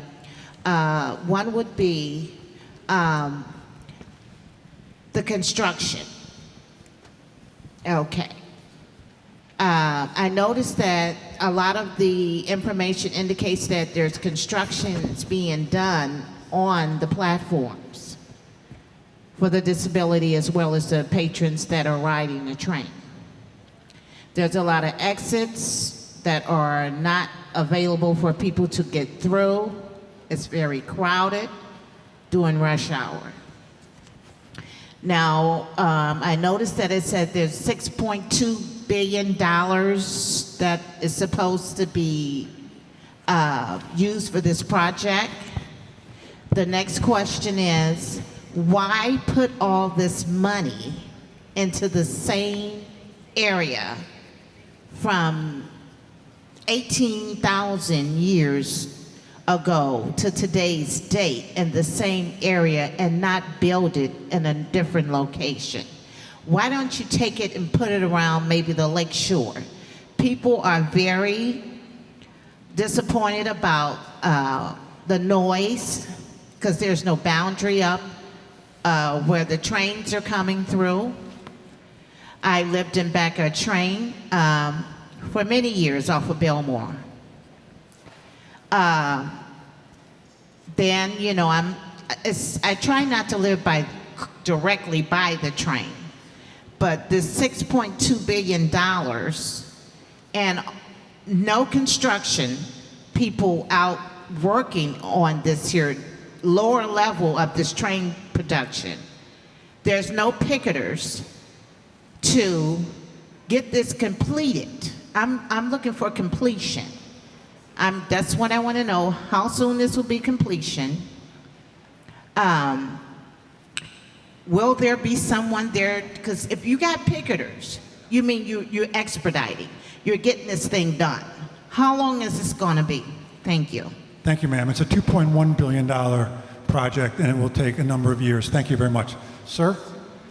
You would like to speak right ahead. Oh, yes. Thank you. My name is Cezary Glebaki. I'm second ward. And we've seen on the presentation actually pictures of neglect and mismanagement. What really CTA presented was years of basically doing nothing to keep the properties they managing. The problem here lies in the fact that CTA is a monopoly. There's no competition. So we have two issues here. One is actually a CTA improvement, which nobody questions because it is almost a fiduciary duty of the CTA to provide ADA access, to provide access for people who will not be exposed to crime, and to provide quality of service. If you go to Washington, D.C., compare how looks the transit system or everywhere but Chicago is the worstest. And the reason for that, mismanagement by the CTA. Now, I need to put my glasses. Now, property taxes went up 40 to 77% in 2015 already. City of Chicago and Cook County incremental tax revenue increases now has been excluded by the proposed Transit TIF. But those excluded taxing district fiscal needs would have to be covered by the taxpayers. We are talking here about this 80% you're talking about, because only 20% goes for this time span of 35 years, maybe even longer. Now, those demands will certainly be exerted by levying on property taxes that the owners will be required to pay during that time span. Instead of providing the required additional 1 billion matching funds from the CTA business revenue, CTA is securing those funds from Chicago taxpayers in form of the Transit TIF. Taxing the public for business operations of the CTA is very wrong. In addition, by freezing the tax base and collecting increment, the CTA would deprive other tax beneficiaries like Chicago Park District, Chicago Library, City of Chicago, Cook County Health Facilities, and other public entities for the entire TIF's 35 years of lifespan. Now, Mr. Terry Peterson, Chairman, Chicago Transit Board, and Mr. Dorvar Carter Jr., President, Chicago Transit Authority, failed to produce the required matching funds for phase 1 of the project from the revenue from the business operations of the CTA. Instead, they burdened up the taxpayers. So we need to wrap up. We need to wrap up, sir. I'm so sorry. I'm timed this, and actually I'm about 2 minutes, so I have 1 minute left. Need to wrap up. Thank Mr. you. Carter and Mr. Patterson stated as the leaders of the CTA, their priorities on securing external funds influx instead of just giving revenue from business operations. You can see this on the CTA website when they say, we will work with legislators, the private sector, and our customers to secure funding to make the most of our resources. So basically, in summary, I'm requesting that the CTA will be required to provide the total of 1.2 billion matching funds for the phase 1 of RPM from the CTA business revenue only, and would not put this burden on the taxpayers. And the last thing, addressing other people, basically take a look. As someone said, I believe someone from CTA, maybe you, miss, that basically the traffic is going to the loop from north and from the south, because this is how people travel. Now, So we need to wrap up. So we need to wrap up. I've got a I'm lot of wrapping speakers up. behind you. One Please last do. sentence. Thank you. I am proposing to inclusion of the tax increment, if has to be implemented, everything south from division up to the south, say, to cover the whole loop, because they are direct beneficiaries of the improvement. Thank you, sir. Thank you, sir. Please, I'll get back to you, ma'am. Right, this woman speaks, please. Ma'am, I'm going to get back to you next. Please, ma'am, let this woman speak. Ma'am, I'm going to. Ma'am, let this woman speak here. No, it's going to take 3 minutes. How long is the project you expect to take? Once construction begins, we expect it to take 4 years. 4 years. There's a number of questions, ma'am, that we couldn't answer them right. We didn't know the answers. Ma'am, we didn't know the answers to those questions. I'm sorry. Ma'am, this woman's going to speak next. Thank you. Thank you. My name is Dr. Laura Chamberlain, and I am not representing any group officially. I stand in solidarity with the needs of the disabled transit riders for increased accessibility and investment in our public transit. There's no question that we need that. But the Belmont flyover is extremely controversial, and I would encourage you to have another public hearing just on that issue, and also encourage the City Council to have a public hearing in their chambers on that issue, because we already have a vote of the people in that area and they rejected it. So we have to honor the vote of the taxpayers. We pay our taxes, but we also vote, and we need to have both of those things honored. Number 3, right? Right? Excellent. Okay. Or else it's taxation without representation, and we're not interested in that. I second the call for a sunset clause. I think that's very important. And I call the aldermen. I don't know if you're here anymore, any of your aldermen. There are progressive ways to fund our public needs. In this book, it's called Chicago is Not Broke by Tom Tresser and other authors, including a transaction tax, a city-owned public bank. We don't have to go into debt slavery to get our needs met. So aldermen, Chicago's not broke. You're getting a copy tomorrow. Okay, 4 questions, and I would like the answers to this. Do you know, in just the general ballpark, what the U.S. DOT is going to charge us for these loans? What percentage rate? Okay. Number 2, can we have separate votes on the disabled, improvements for accessibility versus the flyover, the Belmont flyover? Can we have separate votes in the City Council? Excellent. And is there a projected increase in the transit fare anticipated because of all of these? You need to let us know that in advance. And if Evanston does not approve their TIF, no Chicago funds will go to improve the Purple Line in any way, shape, or form, correct? So I think I got all 4 of those questions. Okay. So I'll start with the last question. No city TIF funds will be used to improve the Purple Line north of Howard. The second question, or moving backward, the question on fares. We have a plan for funding this project, which we've laid out tonight, and it does not involve raising fares.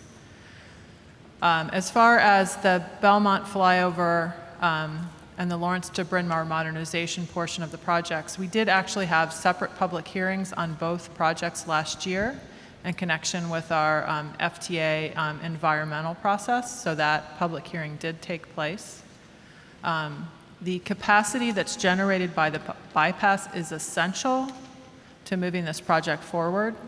It's essential for us qualifying for the federal funding, the $1.1 billion.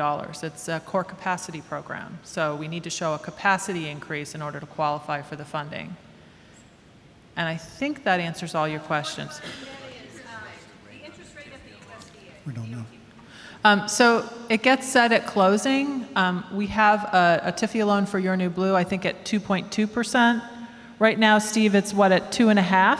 It's somewhere in that range. It's still being negotiated, and it fluctuates based on its relationship to Treasury bills of various kinds. So if we it's close somewhere in today, it'd be about 2.5%, but it'll be set at closing. Okay, thank you very much. That's significantly lower. That is significantly lower than any alternative funding source, any alternative bond type of funding source, in answer to as Alderman Kappelman raised. I would love a copy. Would you send me a copy of that book, too? I'm happy to see it. Thank you. Thank you, Ms. Chamberlain. Mr. Studdy, you're next, please. Thank you. First, let me say I do support the modernization of the Red Line. However, I do again want to speak against the Belmont flyover, primarily because of the number of properties that it's going to take off the tax rolls. Do you have a figure for how much is going to be required to buy those properties? We're still in negotiations with the property owners, so that's not something we can talk about. Do you think maybe $40 million worth of property off the tax rolls? Again, we're still in negotiations with property owners, so that's not something we can discuss. But it's a lot of money. Yeah, ballpark.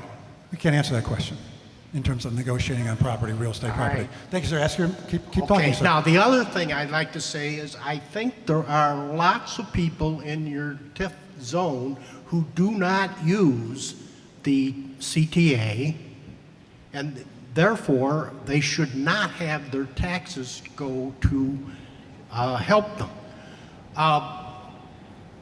I think there should be a fare increase.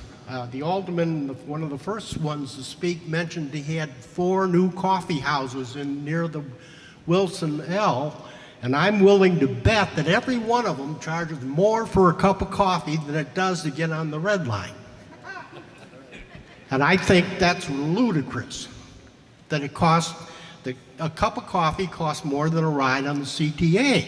The fare should go up. The riders should pay for this. That's all I have. Thank you for your recommendation, sir. Ms. Tobin, you would be next, please.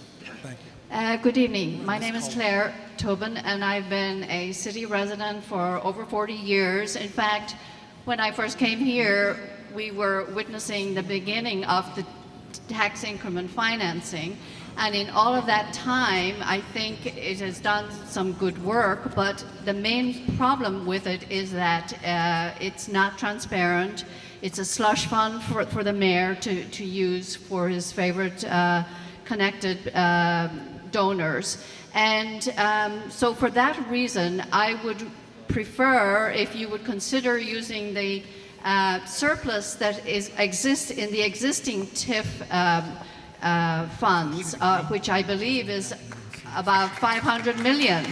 So you would be almost at your goal for the red and purple line modernization, which everyone supports that. But I think the source of funding, it's too long, 35 years, and there is very little transparency in TIF in general. Thank you. Go on, ma'am, please talk. Hi, my name is Jenna Welch. I live in the 46th Ward. I was wondering, what was the criteria to determine the 4 stations that are being upgraded? So a couple of different criteria. First, they're located along an embankment that's deteriorating. And so they were prioritized for that reason, for state of good repair needs. And they also represent the largest gap in accessibility on the red line. Okay, so my question really, again, you're going to hear about the Sheridan line as well. I know it's difficult to upgrade because of the way it's situated and the way the line goes, but you've got those 4 stations all in a row being upgraded, and it'd be nice if one of them maybe could be offset with some improvements in the Sheridan line. Thank you. Sir, step right on up. And again, we're on pink cards right now. My name is Willie McGill. I want to say that the renovations are needed. If some of the station was back to the original course, it would really look great. I don't have any problem with that. If I were an alderman, I would sort of give you a blank check, but I'll give you a blank check with stipulations. What's been disturbing to me that there are a lot of poor people, indigent, who don't have $250. I'm not just offering stating a problem, but we should have type of solution. There are a lot of people who don't have $250. Sit there because they can't get jobs because of racism, classism, and some of the lack of desire to get a job. But we can't fault them for that. Some of them may have to go to the hospital, go get a food pantry, go to a shelter, whatever the case may be. They need some type of reduced fare based on the income. Because they may not be able to get a handicap, a free ride pass. Based on income, we should try to modify to help people. People need help in Chicago. I've been here since 2003. There are a lot of people, black, white, Jews, and Gentiles, who are unemployed, who are penniless, and who need us help. Not a handout, but help. And I hope that CTA look within his boundaries to see what they can do to help people get the fare. Thank you, sir. So, Mr. Taylor, please address them. My name is Chris Taylor. I'm a property owner and a resident of Lincoln Park in the 43rd Ward. While a lot of my questions did get answered today, I do have 2 main questions for you guys. While I agree with and I'm an advocate of continuous improvement and the necessity for infrastructure, I don't agree with the targeted resources for funding. Why is it the CTA penalizing the residences that live near the red and purple lines instead of having the patrons, who will actually be the ones benefiting from this project, fund the project? Instead of having the property owners within the arbitrary half-mile zone, why don't you raise the fares to fund the project? Instead of helping the community grow, you're taxing them out of the area. Why isn't the CTA raising fares to fund the repayment? Question 1. So in response to your first question, which really challenges the concept of benefits, is the project does benefit people on the entire red line, but particularly all the way downtown. So right now, our peak loading point for the AM and PM rush is at Clark and Division. So if you're at Clark and Division, you might have to wait for 2 or 3 or 4 trains to pass before you can get on because they're so crowded. The capacity that is generated by the construction of the bypass is going to benefit everybody on the North Red Line. That doesn't answer my question of why isn't the CTA raising fares to fund repayment? All I can say is that the board has not chosen to raise fares up until this point, sir. That's the only way we can answer that question. Thank you. And then why is the cutoff a half mile? Who determined this barrier, and what is the process for finalization? There is a lot of evidence from studies throughout Chicago and elsewhere in the country of positive benefits on property values when you're located within a half a mile, a walking distance of rail transit. So when the legislature, when the people who crafted this idea looked at it, they used a half a mile. It is commonly found within the transit literature, and you can search for the studies that document and that look at how far the benefit of rail transit reaches without even considering the secondary benefits, but the benefits from being able to walk to the stations and the benefits that have been documented repeatedly by study after study on property values. So your property value will be higher. Your property taxes are supposed to be a direct relationship to your property value. That is the property tax system. It is often discussed of what the impact of that is on people of limited means who happen to be in property that has become more valuable. That is a side issue. It's an issue, but it is not one that can be addressed directly by this. But the half a mile comes from the empirical evidence of the extent of benefit represented by both walkability and property value, and that's why it was set at half a mile.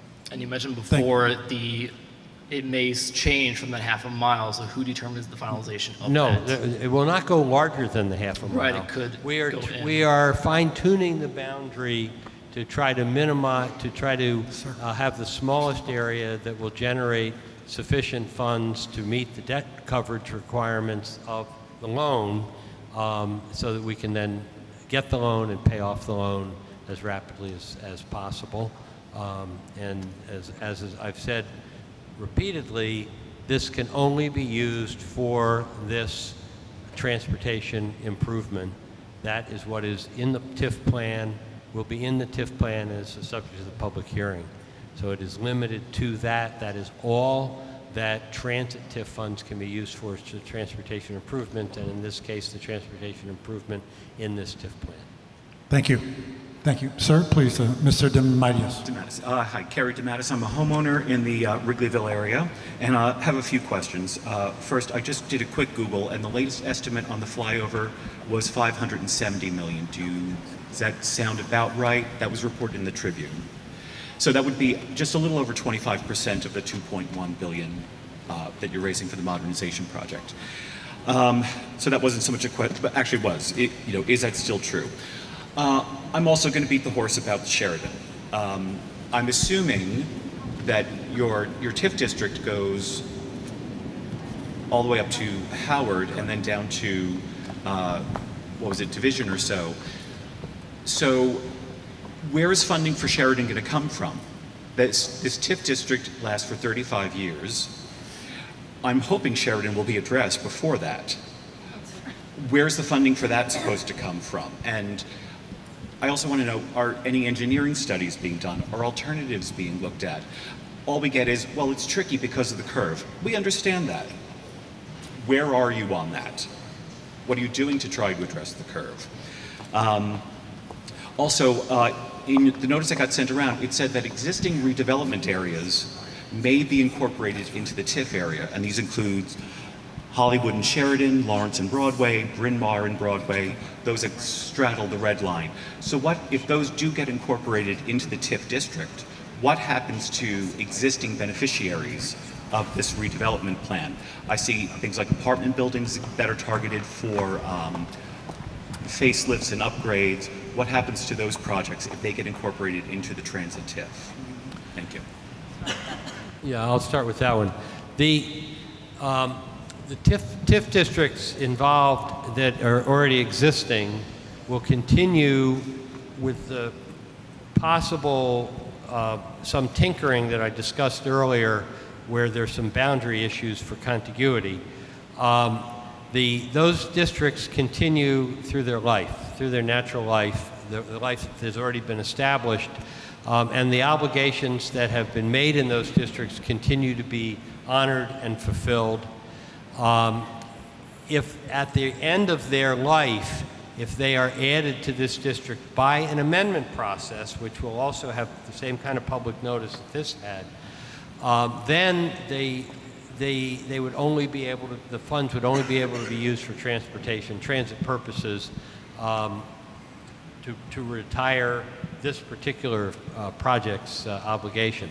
But the existing obligations will be honored the question of their life, the end of their life, is basically related to their fundamental purpose and whether they've achieved that purpose. I'm James Stewart. I'm a citizen in the 44th Ward, and I want to say that I'm in support of this. I think that you see many young people. I was looking up some quick stats, and it said that car ownership is, the average age has gone in just 5 years from 43 to 49, and down 15%. This is how young people get around. It's important to the future. I think you're playing catch up, and it kind of relates to two of my questions. I'm wondering the level to which you're future facing in this, thinking about environmental, global warming, solar, wind power, alternative sources for these power at the stations, for renewable recycled materials in the stations, thinking finally forward focused. And then also about the 10-car capacity. I think that's an important issue as we were to think further in the future than just a few years and just catching up. And an example where I wonder about the priorities, not many years ago, Berwyn, Argyle, and some of those stations were redone. So I'm confused about the redone that was done a few years ago and how that conflicts with this redone that's been, I understand an elevator was not done, but there was quite the makeover, and I understood viaduct work done along that. Could one of those stations be skipped and re-diverted to Sheridan? So the 7 stations project that you're referring to in 2012 was really a stopgap measure. It was an investment that was necessary because of the growth in ridership, but was not a substitute for a complete modernization of the station. As you indicated, it did not provide ADA accessibility. It also did not increase the capacity of those stations. Your comments about the future are well taken, and millennials preferring the rail system. And we definitely are looking to the future. Wilson is the first station that will be built with a 10-car platform, and it's intended that these 4 stations will be built with 10-car platforms as well. Thank you. Mr. Kopp, would you like to speak? Thank you. I'm Chris Kopp, and I would like to echo the comments of some of the others who have talked about the importance of investing in the future. Chicago, among world cities, invests less in transit than a lot of our peers, a lot of our competitors. This Transit TIF legislation was a rare bit of progress in a legislative session that was marked by gridlock. And it's great to see the city, the CTA, moving forward with implementing what is really one of the best practices in North America for bringing new money to bear for investing in our transit capital infrastructure. And I'm very happy to see this moving forward and hope it does move forward. Thank you. Thank you, sir. Thank you.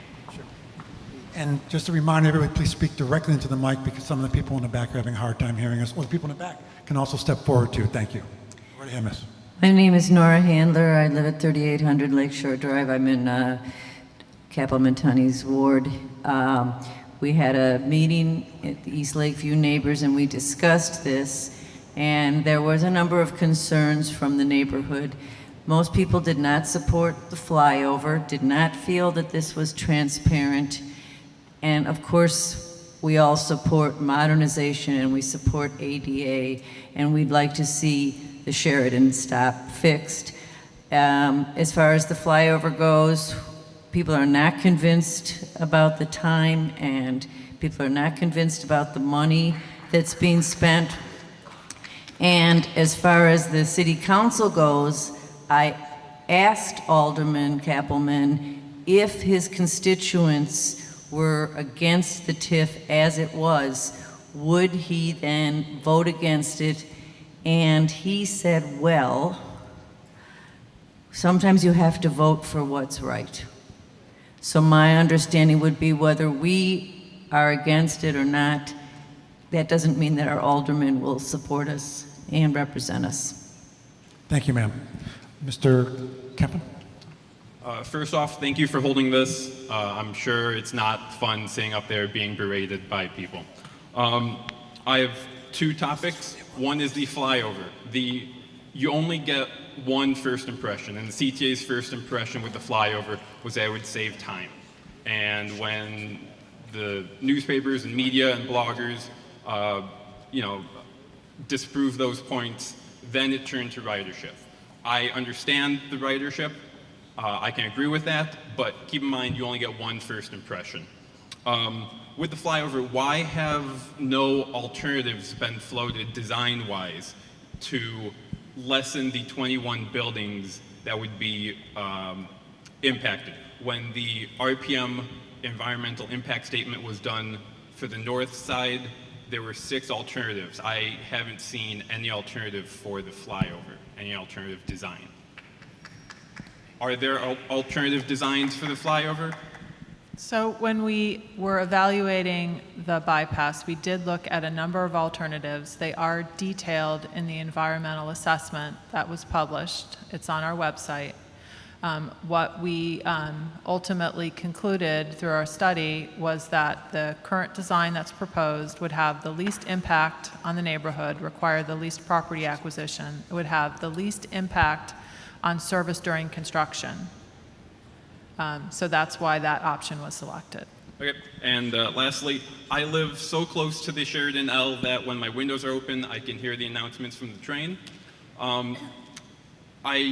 I get that the Argyle, Lawrence, Berwyn, Bryn Mawr were stopgap measures. However, that project cost $52.4 million for 7 stations. If you break that down, it's $8.2 million a station. That was done in 2012. Construction would start on those stations, according to the CTA, as early as 2017. So $8.2 million for 5 years doesn't sound like an effective use of money. Why? And I get that Sheridan involves a lot more, but why can Sheridan not get a stopgap measure, new floors, new lighting, new stairs, new platforms? A lot of new everything, not just the single coat of paint. It floods, it floods. Go to YouTube, type Sheridan red line, it floods. Can you make it not flood? So we have a lot of CTA people in the room, and I think we've heard you loud and clear on Sheridan. So we'll take that back. Thank you. Just one question. And it is a question, not a statement, not a polemic or anything like that. Just so that I'm clear on this, the way that this federal money is going to be acquired for this project is because it's a core project, correct? Core capacity. Yes, okay. So the increase in capacity is the essence of this project. You don't increase the capacity, you don't get the money. Right? Okay. Are you going to achieve your capacity threshold without the Belmont flyover? No. So, Belmont flyover equals this project. Without this project, we got to have a Belmont flyover. It's pretty simple. I wish you guys had spelled it out at the outset like that. No comments. Thank you. Thank you, sir. Sir, would you like to come on up and speak? Thank you. Good evening. I have just a few questions for you.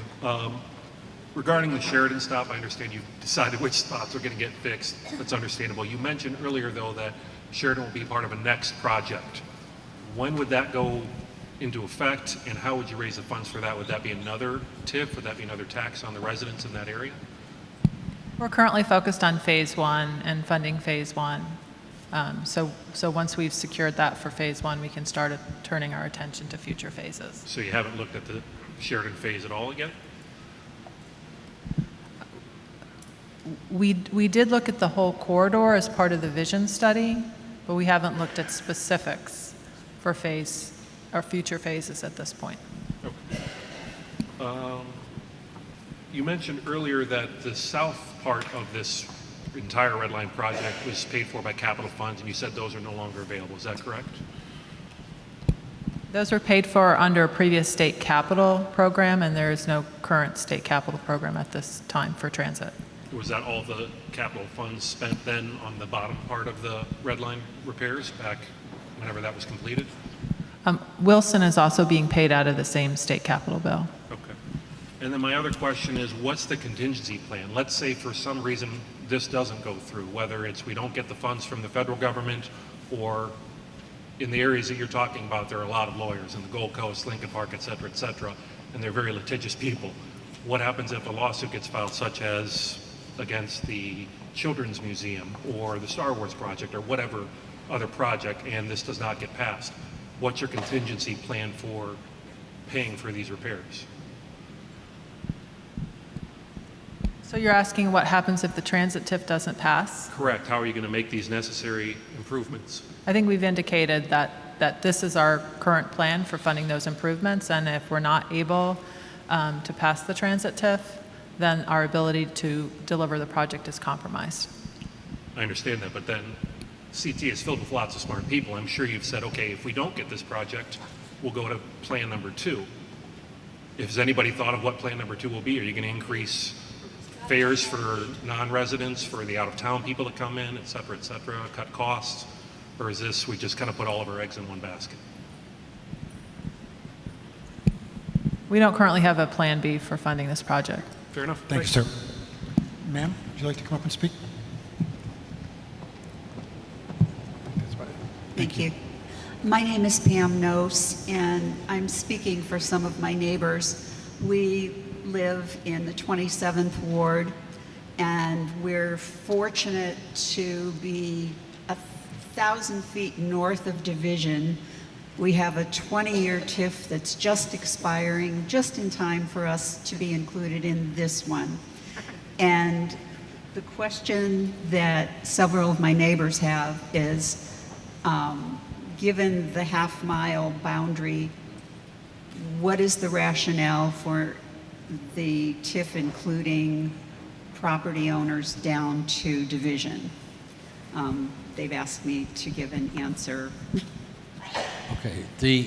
So the rationale for the half a mile is that the benefit area, both in terms of walkability and in terms of property value gain, as a result of having transit that close, is within the half a mile, is the half a mile boundary. That's what we have determined empirically through a lot of studies about where the benefit goes. And we also have a lot of evidence that people within a half a mile walk to the transit. And so they're enjoying that benefit as well as their property values being higher. So going down to Division, again, the southern portion of the system here enjoys the benefit of the capacity gains. This is where people currently have the hardest time getting on the trains. If I can switch to talk to transit side for a minute, this is the hardest part of the system to get a spot on the train in rush hour, and this improvement having to start all the way north but going all the way through and will increase the capacity and improve the ability of people this far south to get on the trains. And so that's the rationale for the potential inclusion of this area in the district. Other comments that they asked me to bring up is that, say Wrigley Field, people in the TIF are not the only people who go to Wrigley Field. This is really citywide. I mean, people are outside the TIF area are using the Red Line, they're using the whole system. And it just seems arbitrary to say, Division should be the cutoff. Frankly, we all feel that fare increases or including it, region-wide would make more sense. It's like, this isn't CTA, but the city of Chicago seems to have an utter disregard for just how much property owners can bear.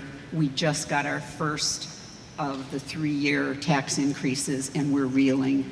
And it's not that we are low income, we just have a breaking point.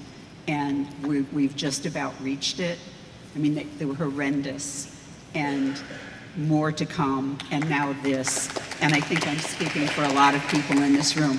Like, there needs to be some creativity in thinking, and I don't mean to be disrespectful. It's not about anybody in person, nothing personal.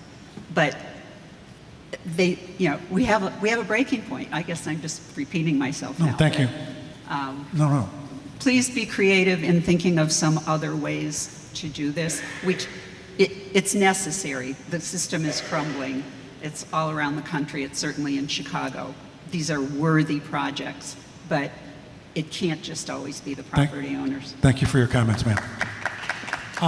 Any?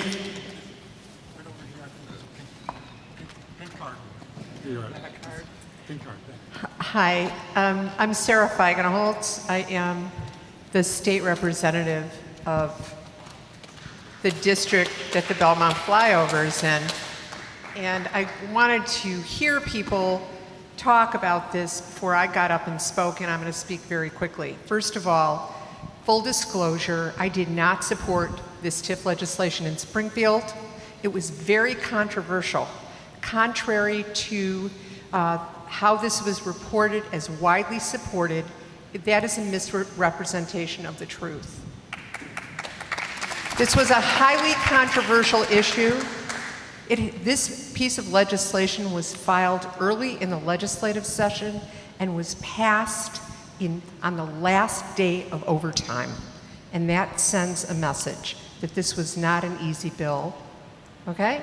So I didn't support it because I do believe that we need to figure out why we only have escalators that only go in one direction on the CTA, even if we're lucky they're working for people who are older and people with disabilities. And I do believe we need transit improvements. I'm a traditionalist and think that we should support this with capital, like we did the Brown Line expansion and any other transit project, so that the public, and that means when we can pay off the bonds, when we can pay for it is when we do the job. So it's no surprise that the taxpayers in this room are believing that this is a tax increase.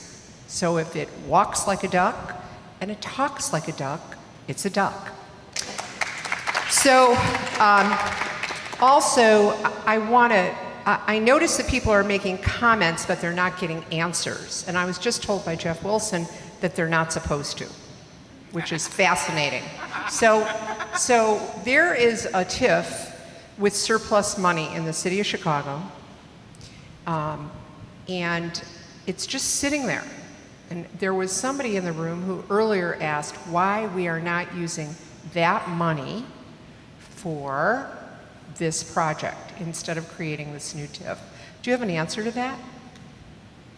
There's a surplus TIF, correct? There are a series of surpluses. There are surpluses in the TIF program that are distributed each year under state law. It sits in the TIF for more than 3 years without an obligation. It is to be distributed. The city has been complying with that law, and they have been distributing surplus out of the many TIFs.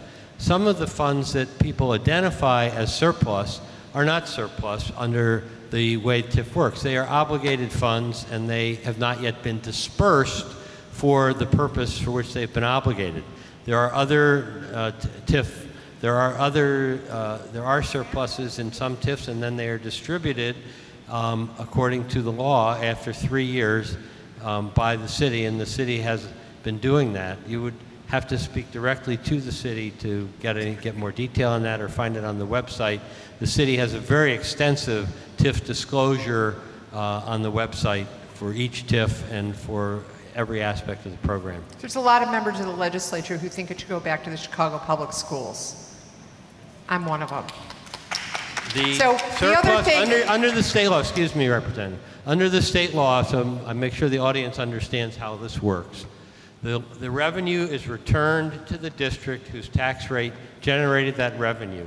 So to the extent that that is the Chicago Public Schools, when the surplus is distributed, they receive their share of the surplus, and they receive those funds in addition to the levy that they are allowed to levy under the property tax extension limitation law.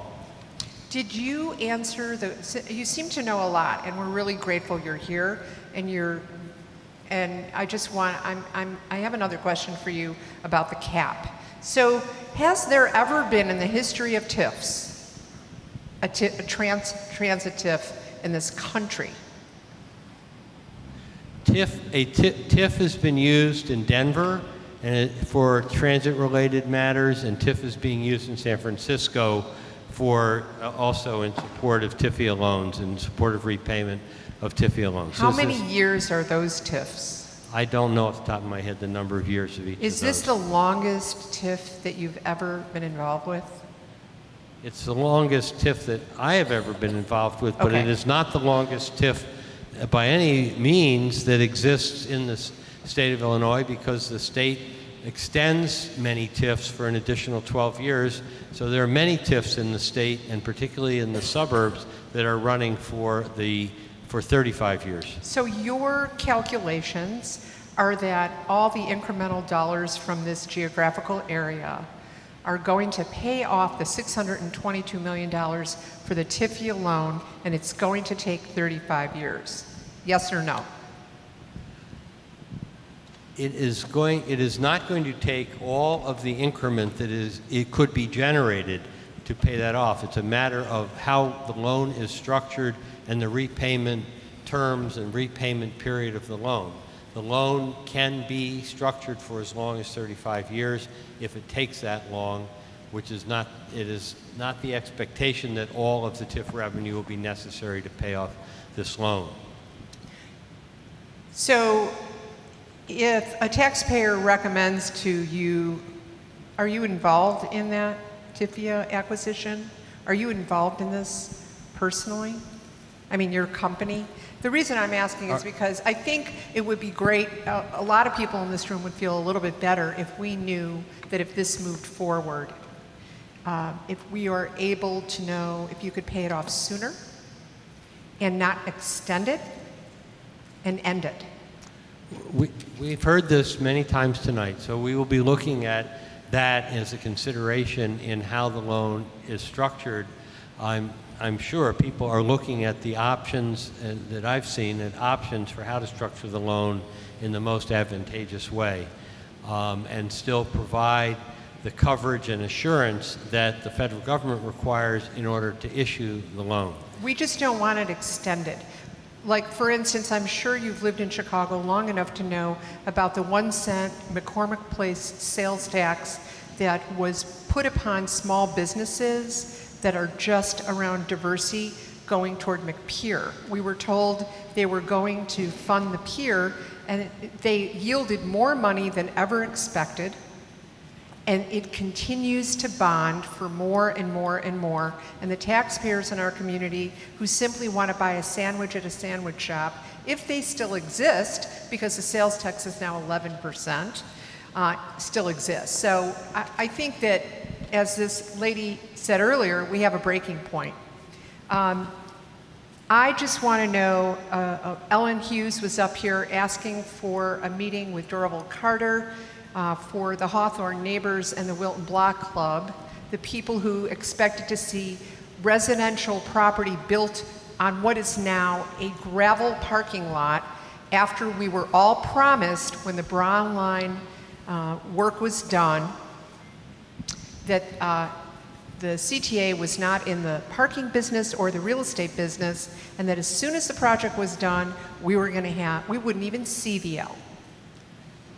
So we all really want to trust you and believe that you're going to be able to put property on that parcel of land after this project, but we're really having a difficult time trusting. And I'm sure you can understand why. So does anyone have a comment on that? I mean, is the Belmont flyover fait accompli? Did the 72% of the people in the 44th Ward who voted against the flyover fall on deaf ears? Crickets. Come on, answer the question. You know the answer. We did receive the required environmental approvals to move forward with the project. You didn't answer the question. So our referendum didn't factor into the application. Did you tell the federal government that there was a referendum? We considered all the public comment, yes. Did you include the referendum in your application? The federal government was aware of the referendum, yes. Okay. Will our property tax bills reflect the TIF skim when it passes? The property taxes within the TIF and outside the TIF are the same. The property tax rate is the same, in or out of the TIF. That's the way TIF works. It is not a directly additional tax on the specific property. The idea here, when used for transit particularly, and when used for other things, is to capture a portion of the additional value that's being generated as a result of the investment. In this case, it's both value being generated and value being protected from a deteriorated situation.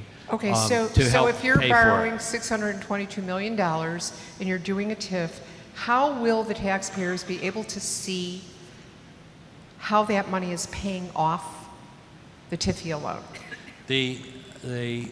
There's annual reporting, and the annual reporting is also posted on the city's website, so that it's also submitted to the state.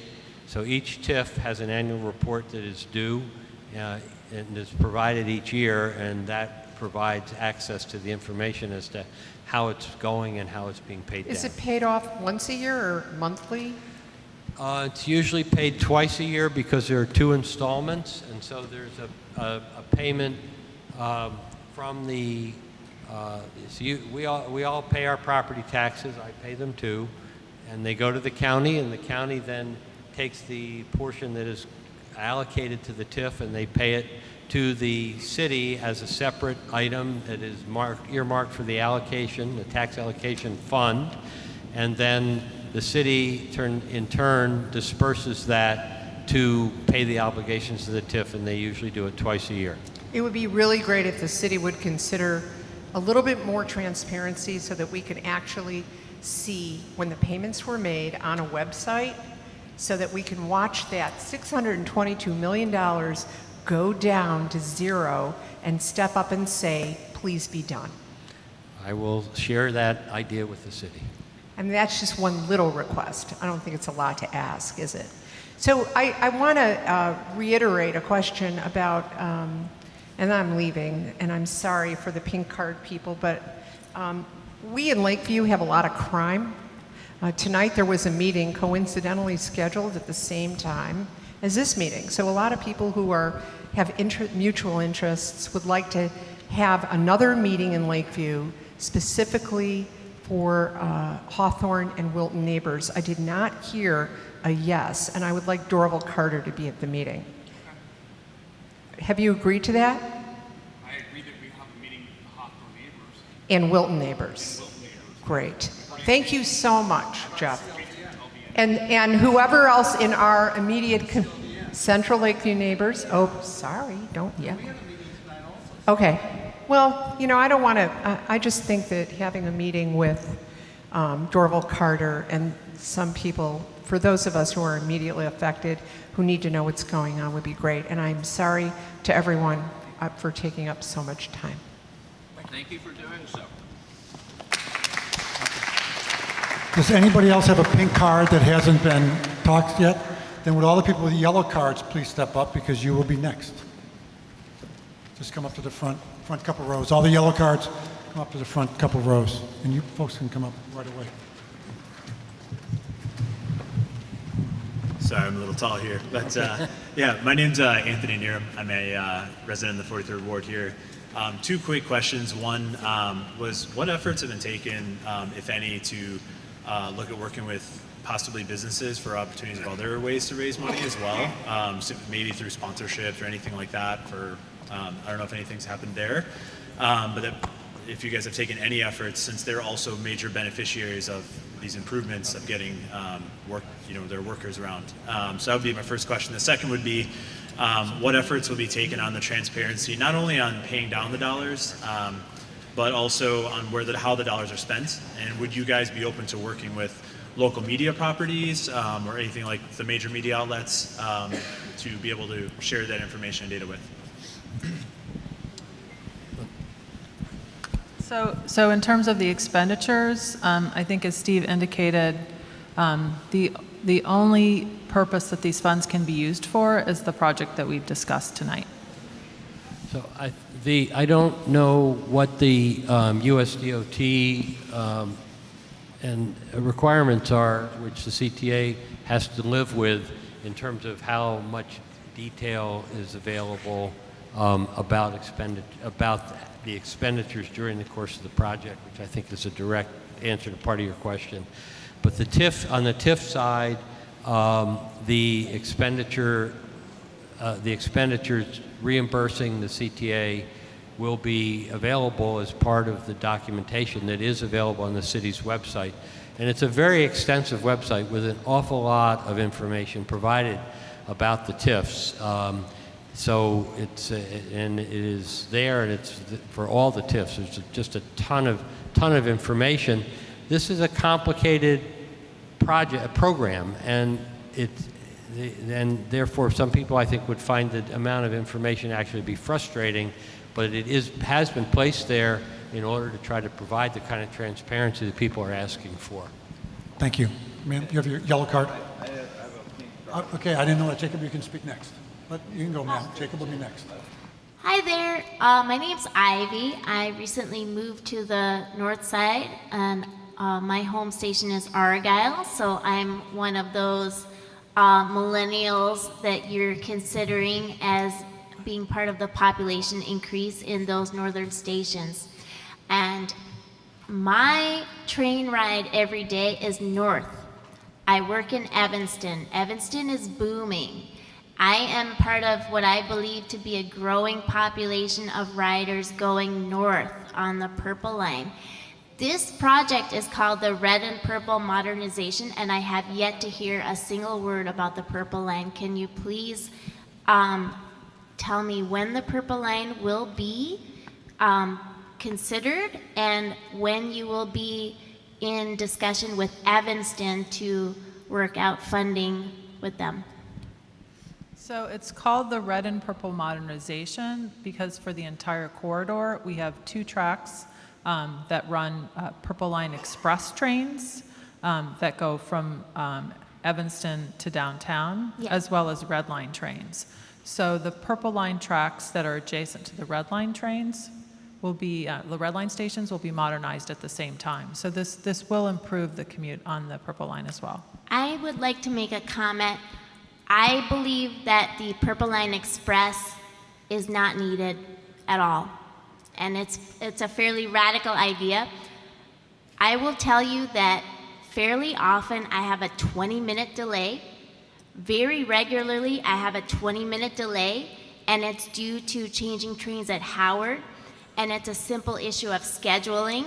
It's not because you don't have enough money, it's because of poor scheduling. And I don't see any, there is no benefit to running the Purple Line Express when you don't run enough Purple Lines. Thank you. And furthermore, I believe that removing the Purple Line Express would alleviate much of the congestion of the Red Line, and I think it would help. I think it would be beneficial overall. Thank you for your comments, ma'am. Jacob? I'm sorry, you had a pink card. I didn't notice that. Come right up. Thank you. Jacob Aronov is my name. I'm representing myself here. I do not live in the affected TIF area. I found out about this meeting from my friend Ellen Hughes, who spoke earlier. I support most of the projects that are being outlined here. I have a disability. I have a visual impairment. So I appreciate the accessibility aspect of the improvements. However, I'm opposed, as Representative Feigenholz and some others said earlier, I'm adamantly opposed to this funding source. You are essentially paying for bonds. You explained earlier that you were essentially floating the TIF bonds in order to pay off federal debt. Is that correct? Federal loan? Am I correct there? We are creating a TIF to create a flow of funds to pay for a federal loan. It is not 2 bonds. It is 1 loan which is a source that is similar to a bond but at a lower interest rate. Okay. So you are essentially borrowing money to pay off a loan to pay off a loan? No, we are not borrowing money to pay off a loan. We are borrowing money, and we are then establishing a revenue source through the TIF, Transit TIF, to pay off the loan. Okay. Why is it a loan and not a direct grant from the federal government? So we are receiving $1.1 billion in federal grants. Yeah. The loan is in addition to that. As I indicated in my presentation, we have to provide a local match Right. for the federal funding. Okay. And the TIFIA loan supported by the Transit TIF is part of that local match. Okay. And So then, let me add okay. to that answer. Okay. Nationally, over the last 10 to 20 years, Yeah.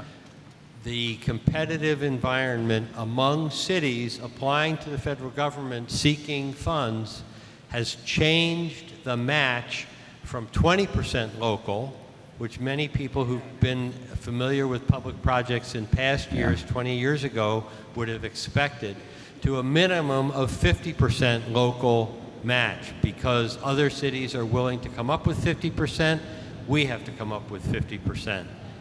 That's why it is not a full grant. The federal government is not granting 100%. They are granting a competitive amount, which is 50%.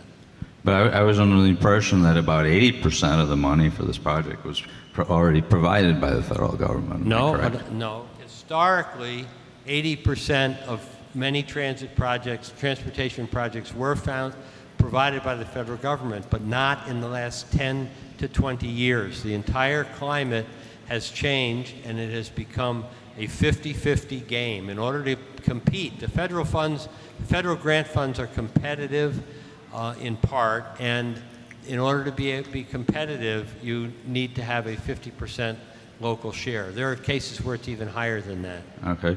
So why couldn't the local share come from the state as opposed to local property taxpayers? There's no state capital program, Jacob. There's no state. Why couldn't there be? The governor supported the TIF. There is no state capital program, Jacob. Do you have any other questions? Okay. So I say I'm opposed to this. My other comments about the TIF proposal, I know you're excluding the school district, but I wonder what the impact of the TIF would be on the county. I say that here because the county provides sales tax revenue to you on an annual basis to pay for your operating budget. Has there been any contact directly with the county on this? I don't know the answer to that. What? I don't know the answer to that, to whether there's been direct contact with the county. Well, the county weighed in. The county will have an What? opportunity to comment at the Joint Review Board. They will receive Okay. the plan. and have an Jacob, we need to opportunity. wrap up after about 6 minutes now. We need to wrap up. Okay. Other people took much longer, so I'm take a few more. Take a couple more minutes Give here. give us another question then, Jacob, please. Okay. One more. Okay. My other comment is about Belmont flyover. I do not live, most of the people here who commented live in the area. I am not directly impacted. However, as a transit rider, I'm adamantly opposed to it because I see it as an unnecessary waste of money. I don't think this, I disagree with the comment that's going to increase the capacity. In order to increase the capacity the way you're talking about, you need to extend the red line down further south and build another rail yard. The rail yards at both Howard Street and 95th Street are maxed out, and you have no way to store the trains. Where are you going to store the trains? At the other end of the line. To say you're going to build the flyover to increase capacity, that's not going to happen. Jacob, that thank way. you for your comments. We Thank need to you. wrap up right now. Thank you. Sir, would you like to come up and speak? I'll take your card. Thank you.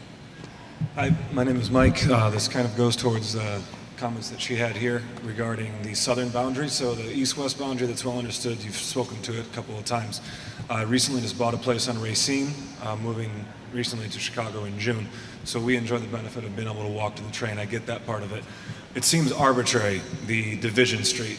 The comment that you had was that they reap the benefits of more trains, increased ridership down there. Why is Division Street the end? Why doesn't it go further south? And that's a very clear question, requires a clear answer. Why doesn't it go further south? Because they too will reap those benefits. Is that good for you? Yeah. And it's a two-part item. So Clarkin Division is the peak loading point on the red line. So that's the place where the trains are the most crowded. Okay, so how does that not include Chicago, Grand, into the loop? That's excluded? And it's fine if it is, because I have a two-part thing. Okay, it's okay. So number 2, on this thing that you sent, limits proposed RPM development, XYZ. So it can be reduced. That's what it's saying. So for the people that are paying for this, in the Fullerton area and the Division Clark area, it's saying that this process can be reduced. You mentioned the word democratic process before about how this was decided. What will the democratic process be to lift that southern boundary up to Belmont? Well, I mentioned democratic process in terms of how it ultimately is approved. The effort is going to be to have as small a district as possible to still provide the funds that will be necessary to carry the project. So that is the major issue involved in determining the size of the district, is to try to minimize the size because of the questions people have raised about the impacts on other taxing bodies.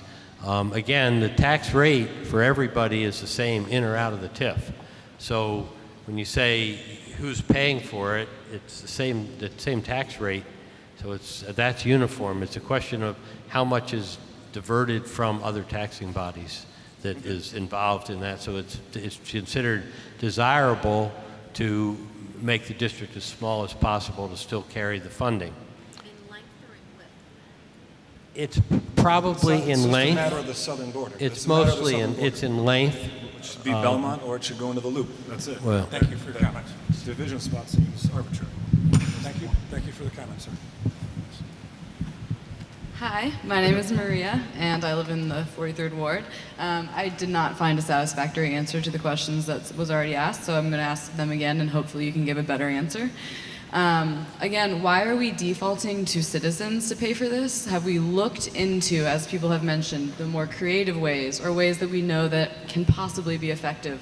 Have we talked to any large corporations here that we know have revenue that can possibly pay for this, rather than letting people come to their breaking point or making me unable to afford rent anymore and I have to, move to another neighborhood that is less safe? I just want to know, have you talked to any corporations? We have, all of these different kind of corporations paying for the rights on our stadiums, on our fields, and there's definitely, I used to work in advertising. I know this is ripe for opportunity. So I'm just trying to understand why you're defaulting to citizens, as it seems like an easy answer, when you could be challenging yourself to think a little bit outside the box, and I really don't think this is too far outside the box. So the CTA does have a number of revenue sources, advertising. Those are all used to support our operating budget at this point. We only get a little bit less than half of our operating from fares and that type of revenue. The rest comes in the form of sales tax revenue.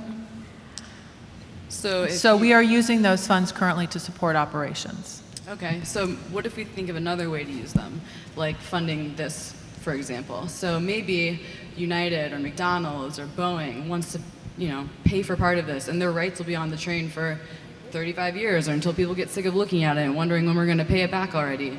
It just seems like that is something that, you're not considering because why?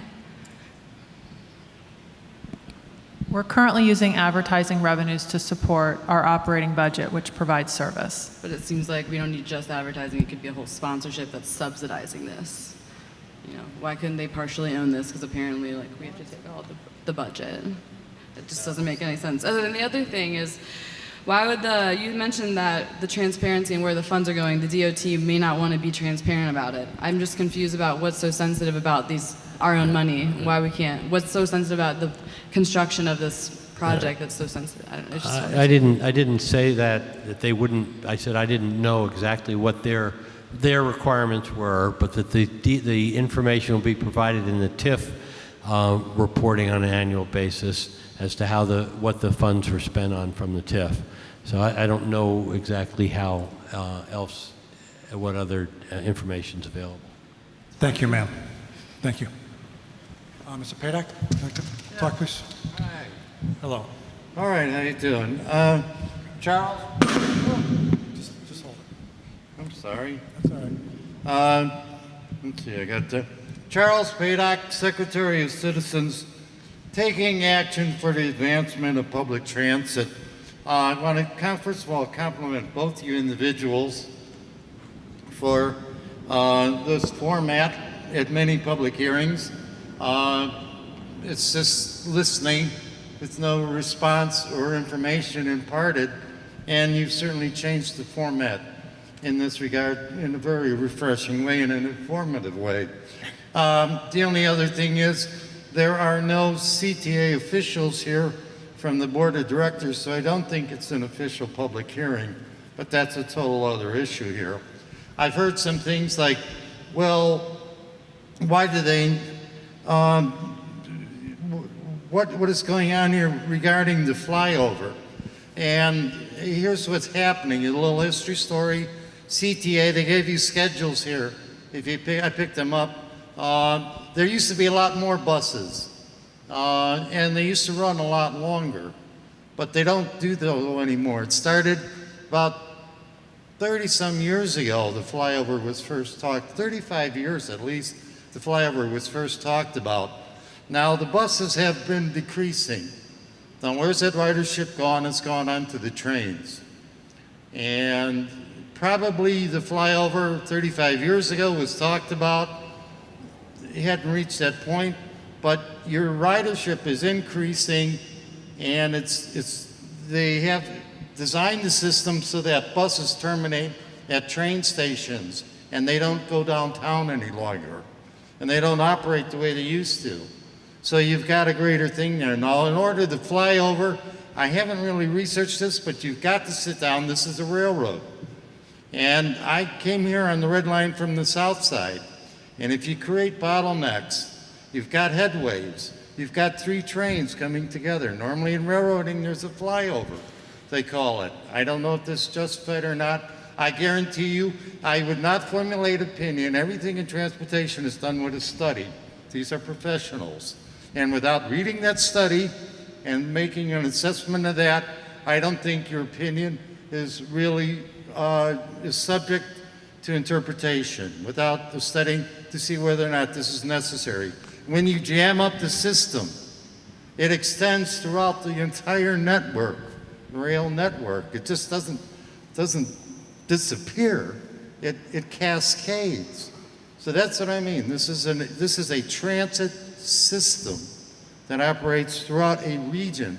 The other thing is, okay, one other thing, where's RTA tonight? Let's see, one other thing, okay. Oh, the other thing is, one of the things I've heard is the CTA was not taking care of its capital projects. They were using that money for operating things. So this is why you need it here. There's about 17 different ways out there right now among municipalities to pay for public transit. This is a new one, a different one, a little bit different. They're all appropriate. The only one that isn't appropriate is when I get on the bus or have to pay more in transit fare. That one does no good. And I've heard that tonight. Thank you. Good to see you, sir.